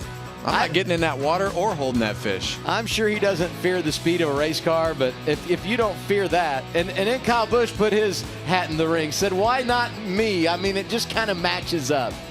It does. It does kind of match up. Oh. We'll the see same how it all- spelling. I know. It's like they planned it. All right, so one of the storylines to watch here in the last 45 laps or so, Justin Allgaier, who lost all that track position after staying out to win stage 2. He's back up to 5th now, Josh. Yeah, and they've been talking over the radio over who should get the credit to stay out and get that stage win. We'll take a listen to what they had to say. Both of you making me look good today. Technically, I made the call to stay out too, so hopefully I'm making myself look good. Yeah, I led you to it, though. You can lead a horse to water, but you can't make him drink. Well, I know he's going to go back and watch this broadcast, and if he does win this race, he's going to be like, those guys have no clue what they're talking about. Gotta love a confident driver, though. Well, absolutely, yeah. I mean, he said he's doing the whole thing right there. He's calling the race. He's driving the car. Coleman, what do you think? Well, it's going to be interesting to see what Justin Allgaier does on this restart. I feel like he's the toughest competition for Sammy Smith for this win. Let's think back to the last time he was on equal strategy. He drove by on the outside of leader Cole Custer to take the win in the first stage. I think a good restart, if he can position himself somewhere around row 3 on the restart, hopefully get to about 3rd place after a lap or 2, he could give Sammy Smith a run for his money here. And that camera really tells us a lot about Coleman as he's talking. He's like me. He's a handsy guy. He's moving around, telling a story. I love it. Now, we'll see more of that Thursday on Race Hub because the camera's on, pretty much all the time. In the booth, you're up here moving around. We really don't get that perspective because we're watching the race. I really thought you were going to tell me something that was happening with Coleman on Thursday. No. What I really want the audio from when Joey spotted for Coleman. Oh, man. Coleman's a good race car driver, and Joey was his spotter at Hickory, and I think that would probably be very entertaining. Hey, I wish we recorded it. Coleman won the fall brawl at Hickory, and I think I was more excited about him winning that race than I was when we won here in Phoenix for the championship. I was screaming and yelling. I was high-fiving all the other spotters. They didn't really care about him winning as much as I did. I was still high-fiving them. We had a good time. All the families were there. It was fun. There are certain role reversals that work out. That's one, I don't know which end of that I'd want to be on. I'd be interested to see if Coleman thinks Joey was a good spotter. But anyway. Spotters be working hard here. 44 to go. Final stage at Phoenix.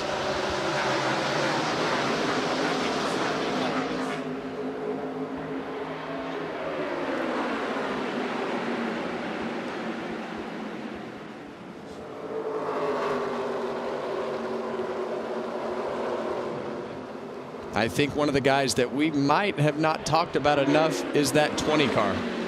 Justin Allgaier has been coming through the pack, but the 20, like you said earlier, Adam, is a little bit of a sleeper. Well, and you know, you look at the top 5. He's coming back from the restart violation. Kyle Busch had to start in the rear.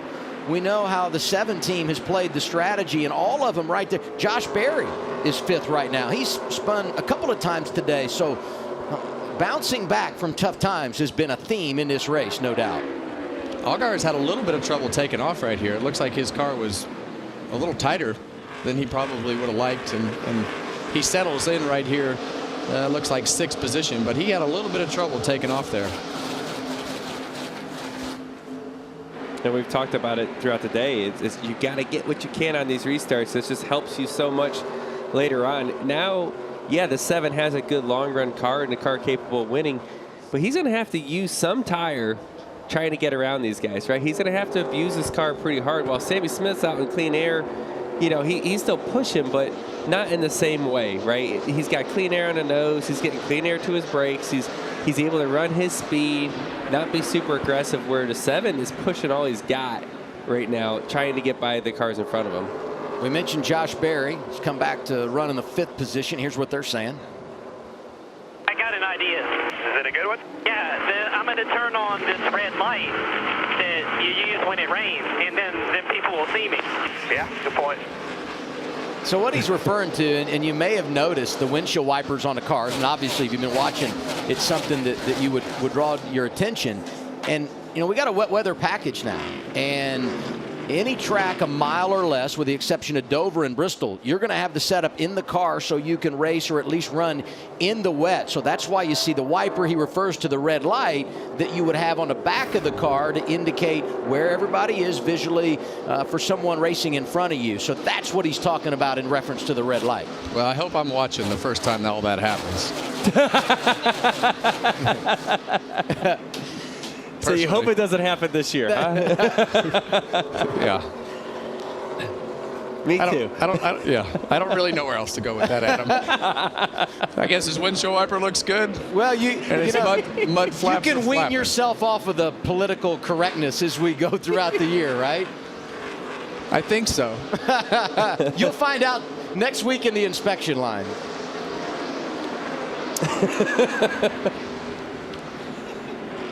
So how about the race, guys? What do you think about that? Yeah. 38 laps to go. I mean, Josh Berry has passed the 21 car.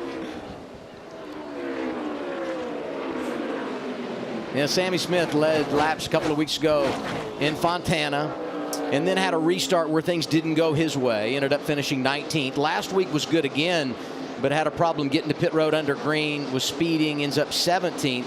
Today he's led 55 laps, and it's a real coming out party for the driver out of Iowa that's been so impressive with speed, just unable to put it all together. But today he is really doing some positive things. And I feel like he's become better every restart. And, you know, the last restart, he just went in, knew where he wanted to be, took the lead, and is driving off. So he's progressed as the day has gone on. So he's learning and gotten better. He's definitely smarter. You saw that move right before the last caution. He was 3 wide for the lead. He chose to go right down the gut, right down the center of John Hunter and Kyle Busch. That was a pretty big move. On board with Riley Hurst. Clear. Get your marks now. Get to your bottom. We talked about his consistency. He's been the top 4 at every race so far in 2023. A couple of positions in front of his teammate right now, trying to go 4 for 4 in that category. And it would be his 7th consecutive top 10 dating to last year, which would be a personal best for the driver from Las Vegas.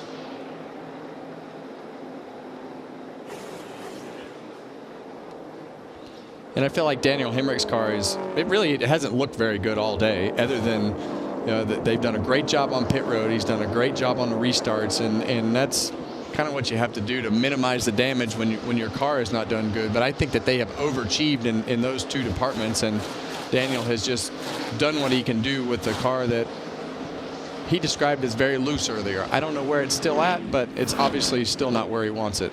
Yeah, and you said it, Kevin. He's done a great job at the details. The details are what helps you survive. But when you get a long run, that's when it's a telltale sign of where you're really at. Oh, man. Jeb Burton, 27. The white 02 that made contact with him, that's Kyle Weatherman. Yeah, Kyle he got it in there a little too straight, and then he got to the bottom of the corner, and the car just washed up into Jeb. Yeah, they were racing just outside the top 15.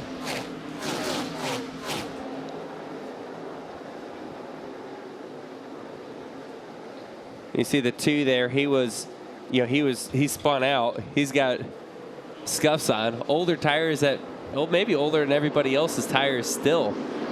You put on your last set of tires, you spin out, you got nothing left but old scuffs. He's hanging on. He's 22nd. Top 5 with 32 to go. Smith, Nemechek, Busch, Berry, Austin Hill. We're side by side on FS1.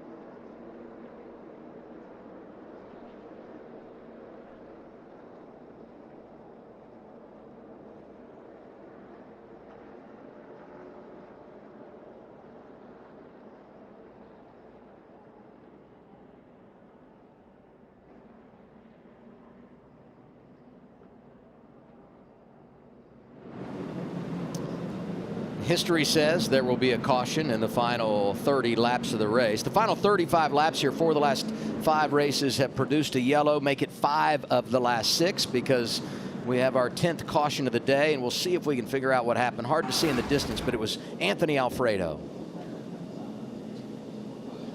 Just lost it. Yeah. Spun out quick, too. Yeah, it looked like it just snapped on him a little bit, didn't it? Yeah, Joey and I were just talking about how a lot of the cars look loose into the corner. I don't think the left rear tire is flat. Nope. Oh, looks okay. He just spun out. Well, I don't want to talk about ifs and buts, but if you saved tires last time, you could have put them on right now, and you could have been a hero. But nobody wanted to do that. Nope. No tires left. Just in case you forgot, I said earlier that I told you so. Hey, this restart is going to be fun because you have teammates running 1-2, Sammy Smith, and then John Hunter Nemechek. And we've talked about the challenges today for that 20 team, but boy, have they battled through the rough times. And it all began this morning. Long day for Xfinity teams, practice, qualifying. And that was Weber that goes high in the 66. Nemechek nowhere to go, wrinkles up the front end. So they kind of had to make their own decal, reminding everyone it is a Toyota Supra. Leading the race in control, restart violation for going below that yellow line, but the pass-through, he stays on the lead lap, Kevin. Yeah, that's a major win right there, and for me, I love the fact that they've battled back through the field, through the adversity. These are championship-style moments, and when we fire off on this restart here, I feel like these are the 2 best cars on the restart to make turns 1 and 2 the best possible corner. I feel like these 2 cars fire off the best, so we'll see what happens with that. Regan, what do you have on the 20?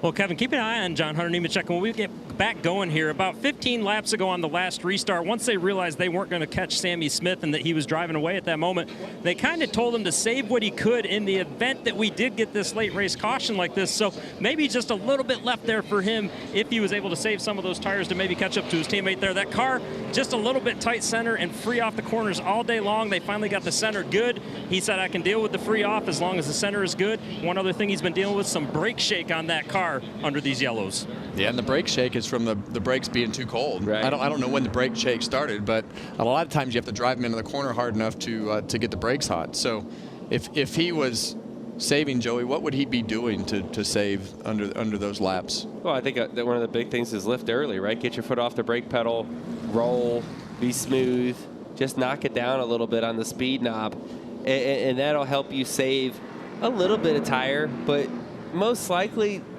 I'd say the 18 car is doing the same thing out front and probably managing the gap a little bit as well. I think right now, if I'm John Hunter Nemechek, it's all or nothing on this restart. This is your chance to win. If he can get to the lead, maybe he has enough clean air to make the difference to stay in front of the 18 car with Sammy Smith. It's all about this next restart. If he can get in front of him, that's what it's going to be all about.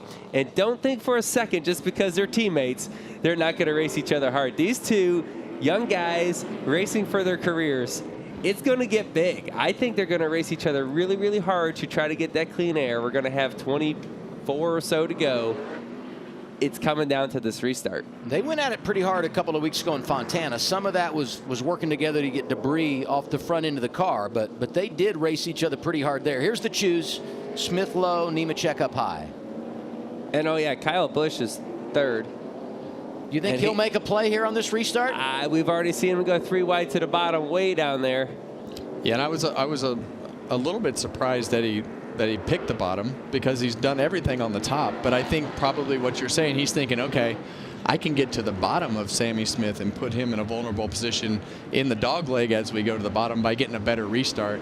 He might think that they all wash up the racetrack and the seats are going to putt for him. And the wild card that we haven't really seen up in the front is Josh Berry, right? We know his car must be pretty good. He's passed the field. I guess this is the third time he's gone through the field. So it'll be interesting to see what his car will do firing off. We know he's aggressive to make a move. Barry lining up in the second row outside is the wild card, and the wild man is behind him. Chandler Smith, another one to watch. The 16, the rookie has been so fun on these restarts. It's going to get big. 24 laps to go. Time to run to the checkers in Phoenix. There goes Kyle. That's what we talked about. Let's see how it turns out down here. 3 wide. Turns 1 and 2. Austin Hill digging down low. Nemechek in the wall. We knew he was going to run it hard. That's going to take him out of contention. I thought Kyle Busch was going to get there. Chandler Smith, Justin Allgaier with contact. They stay side by side for the lead. And that's exactly what Sammy Smith wanted to see. Able to clear in front of the 10. His toughest competition, which I think was a 20, is in the fence and knocked out here. Fell back really far. How much has Sammy Smith grown up today, racing Kyle Busch on restarts at a place like Phoenix and coming out on the positive side of it? Well, he's learned on every restart, and he's gotten better on every single restart, and he's just putting that to use. Here's John Hunter just sailing it down into 1, kind of all or nothing like we talked about. As the caution's out to 7, big damage. 11th caution of the day. In the run of top 10s, top 5s, and top 3s, going to end for Justin Allgaier. Just could not put it together in this final stint of the race. Yeah, and whatever happened 2 restarts ago when that car just would not fire off like it has the rest of the race. I don't know if the racetrack went through a swing or what happened, but he just did not fire off a couple restarts ago. And the same thing happened here, and now he's buried in the field and got tore up. Let's see what happened here, Kevin. It looks like once again into turn 3. This has been the issue corner a lot of times. Oh man, Brandon Jones. There's the first hit. Oh, and it's not over yet. Oh. Yeah, and that was just a chain of events there, kind of one of those racing deals where The 9 got in the corner right here, got into the back of him just a little bit. Yep. The competition meeting at Junior Motorsports is going to be entertaining. Yeah, this is a 2 of them. Yeah, it's definitely going to be entertaining because the 1 got into the 8. Yeah. 9 into the 7. A lot of combo shots happening here. But I ask you, off the very top of the broadcast today, Joey, how aggressive are things going to get on track? And we're finding out 11 cautions and some race cars that are really beat up now. Well, you think it's been aggressive to this point? What are we? All bets are off now, right? We're coming to 20 laps to go.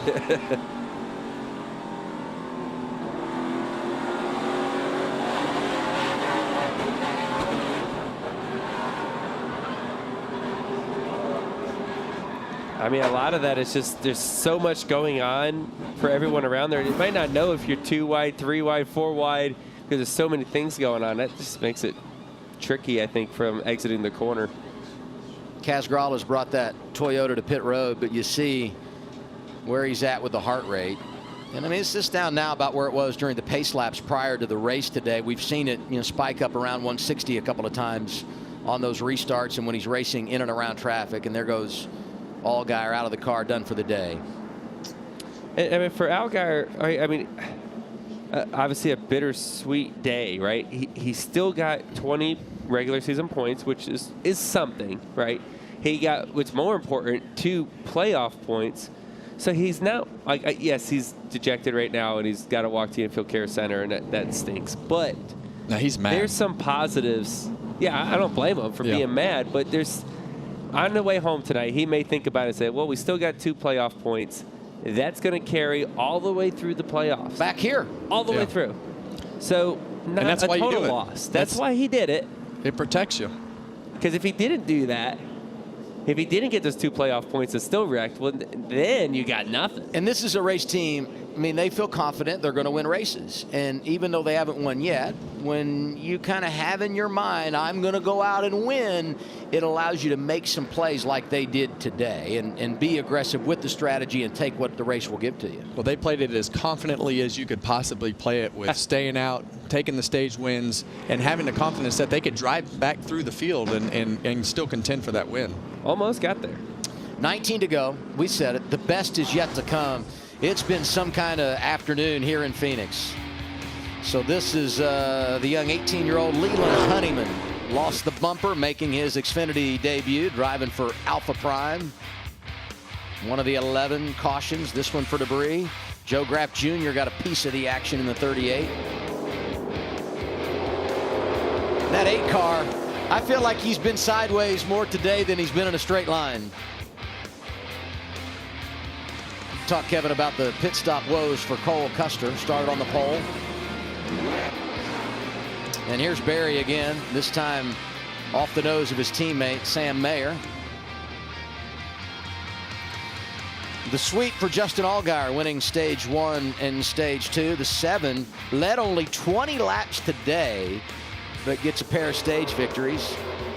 Sheldon Creed won here in the Truck Series, had the tire go down here and goes around early portion of the final stage.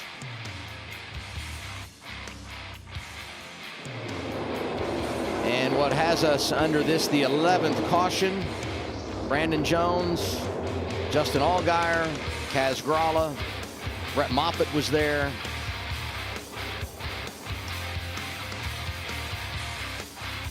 And all of this sets us up for another restart, where 18-year-old Sammy Smith is going to have to figure it out again. One more time with our Toyota onboard camera.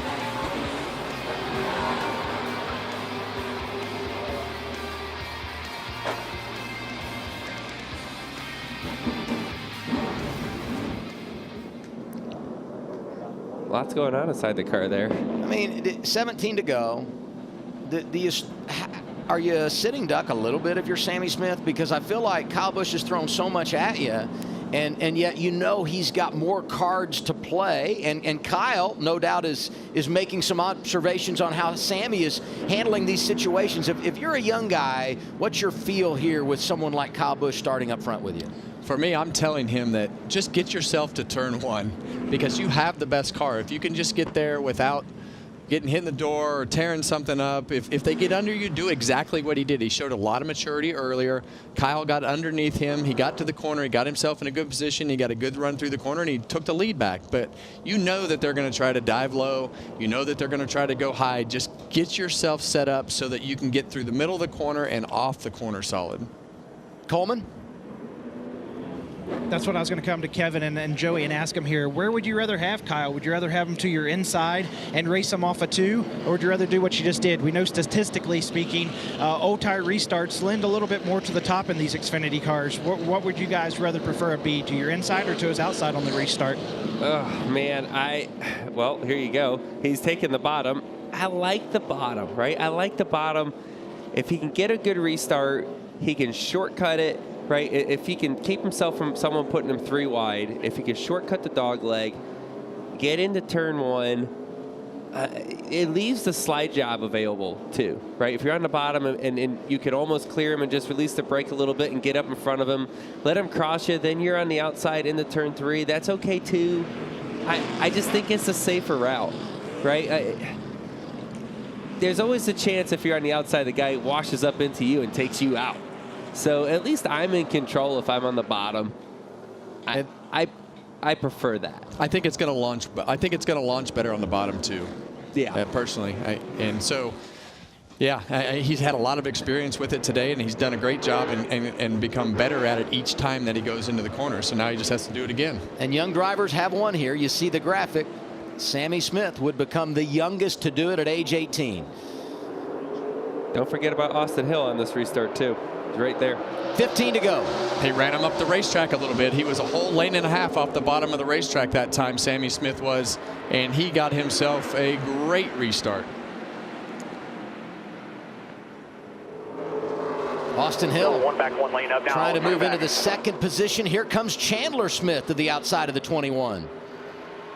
They're racing behind Kyle Busch and Sammy Smith. Kyle trying the top side. That's his only play here. I mean, he's kind of got a knife to a gunfight on this one. He's trying really hard to race with something that he doesn't quite have as much to race with him, but I love the effort that he's putting in here. And he's going to have a run off the corner here. Yeah, he's definitely doing better at it this time than he did the restarts before, but he's there. Maybe a little gas in the tank for Kyle Busch, who's won here 11 times. Nothing doing this time. 13 remaining. Smith shoots across the dog leg, and again Kyle Busch takes the high side. That's Chandler Smith in third. And I think what Sammy Smith did that allowed Kyle to get that run, he went way down on the flat. I don't think he needed to do that, and that allowed Kyle to have a chance at passing him. And now Chandler Smith, there he is. It could be the Smith and Smith show. And Ryan Truex making a play. He's in the top 5, running 4th right behind this duo. Chandler Smith, to me, has, and we touched on this with some of the reports earlier in the race, he has definitely been the biggest surprise. But his restarts have been very, very good every race we've gone to so far this year. Man, Kyle's managing a lot in the mirror right now, isn't he? Ryan Truex dogging him low, Chandler Smith up high, and all of this allowing Sammy Smith to pull away. His lead nearly a second with 11 remaining. And for the people at home, Ryan Truex, he does an amazing job every time he gets in this car, because when you don't race every week, to get the details and the last 1/10 and a half of speed out of these race cars is something that is really, really hard to do. So jumping in this race car for Ryan Truex, I can't tell you how big of a deal it is for him to run up front. And I wish he had the opportunity to run more races, because he has taken full advantage of this car last year and today for sure. Hey, and you know what? He hasn't raced since July. He'll be back in that 19 car next week. That speaks to what you're talking about. For those of you looking for the World Baseball Classic game between the Dominican Republic and Venezuela, that game currently on FS2, and the Fox Sports app will get you there when we're done here in Phoenix. 10 to go for the NASCAR Xfinity Series, 9 to go this time around. Sammy Smith leading his teammate Ryan Truex Kyle Busch, who's won here 11 times, 102 times in his career, is third. Chandler Smith is fourth, and Riley Herbst, the final car inside the top 5. John Hunter Nemechek has come back to sixth in that 20 car, and Sheldon Creed on the older tires is seventh. So many good stories in the top 10 right now. And when you look at the drivers in the top 5 and how many wins they've produced in their career, it's a total of 102, and all of those for Kyle Busch. Everyone else has a goose egg. That's an amazing stat when you think about everyone but one, obviously with Kyle, has never gotten a top 5 in their life. They're all here to get their best career finish, no matter where they finish in the top 5. I mean, this has just been such a great day of comebacks, and here are 2 of them, Sheldon Creed, John Hunter Nemechek. You know, and the 18's not really pulling that far away from Truex right now. It seems like it's steady at a half a second. Is that by design? Is he just? I'm not comfortable with a half a second. Okay. I'd like to have a little bit more than that. So, but we know what happened last week, right? I mean, Chandler Smith in position, and then all of a sudden it went away quick. He lost it. Riley doing a great job, and like we talked about earlier, in order to learn how. Maintain that momentum down the back. In order to learn how to win these races, you have to run in the top 5, and you have to learn how to race in the front of the pack. And that's what 4 of those 5 guys in the top 5 are doing, is learning how to win a race. Can't learn to win races if you run a 15th. Nope. There you see the gap. Joey mentioned a half second. That's where it's been hanging the last 4 laps or so. 5 remaining, Coleman. Keep an eye in turn 2 right here. Ryan Truex is very strong at getting his car rotated and putting power down. That's going to be the spot he's going to try to make his move. He's really good grip coming off of 2. He's leaving black marks off the corner. He is giving it all that he has. Ryan Truex has never won, as we saw on the graphic. He's finished second twice, once at Dover, once here in 2019. He was driving for Junior Motorsports on that Saturday afternoon. The advantage almost 0.6 of a second. We'll see 3 laps to go next time around for Sammy Smith, who's trying to close the deal. Yeah, it seems like he's just kind of stuck there at that half a second back. I mean, that's one mistake away, though, right? Like it's not a huge Just gap. a half a number less on entry, man. It's not entry, it's exits. Come on, focus.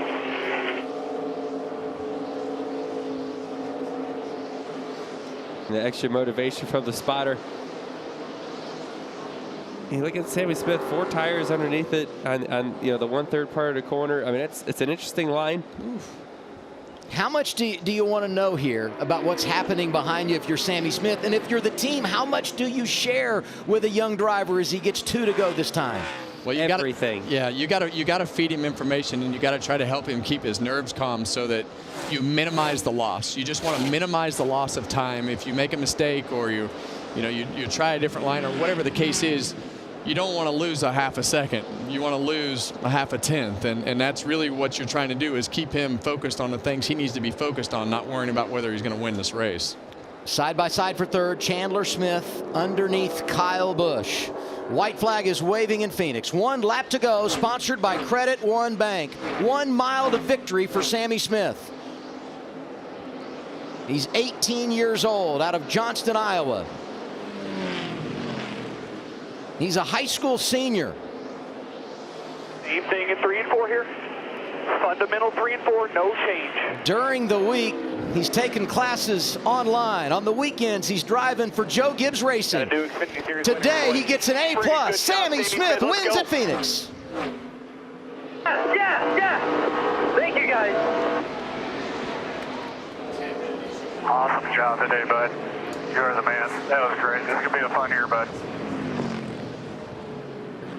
Saw Jeff Mindering on the box. Won here 2020 with Brandon Jones.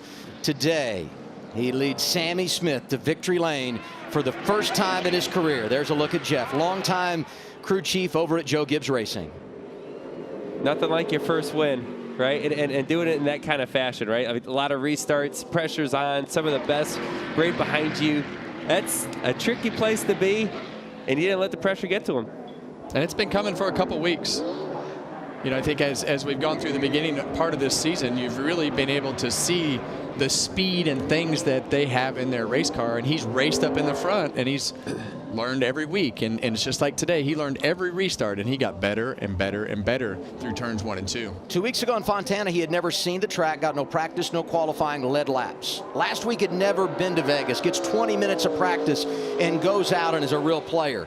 Comes to Phoenix today, where he raced in November. The experience paid off, and Sammy Smith has got career win #1 in his 13th start. And for Joe Gibbs Racing, it's their 16th win here at the Desert Mile.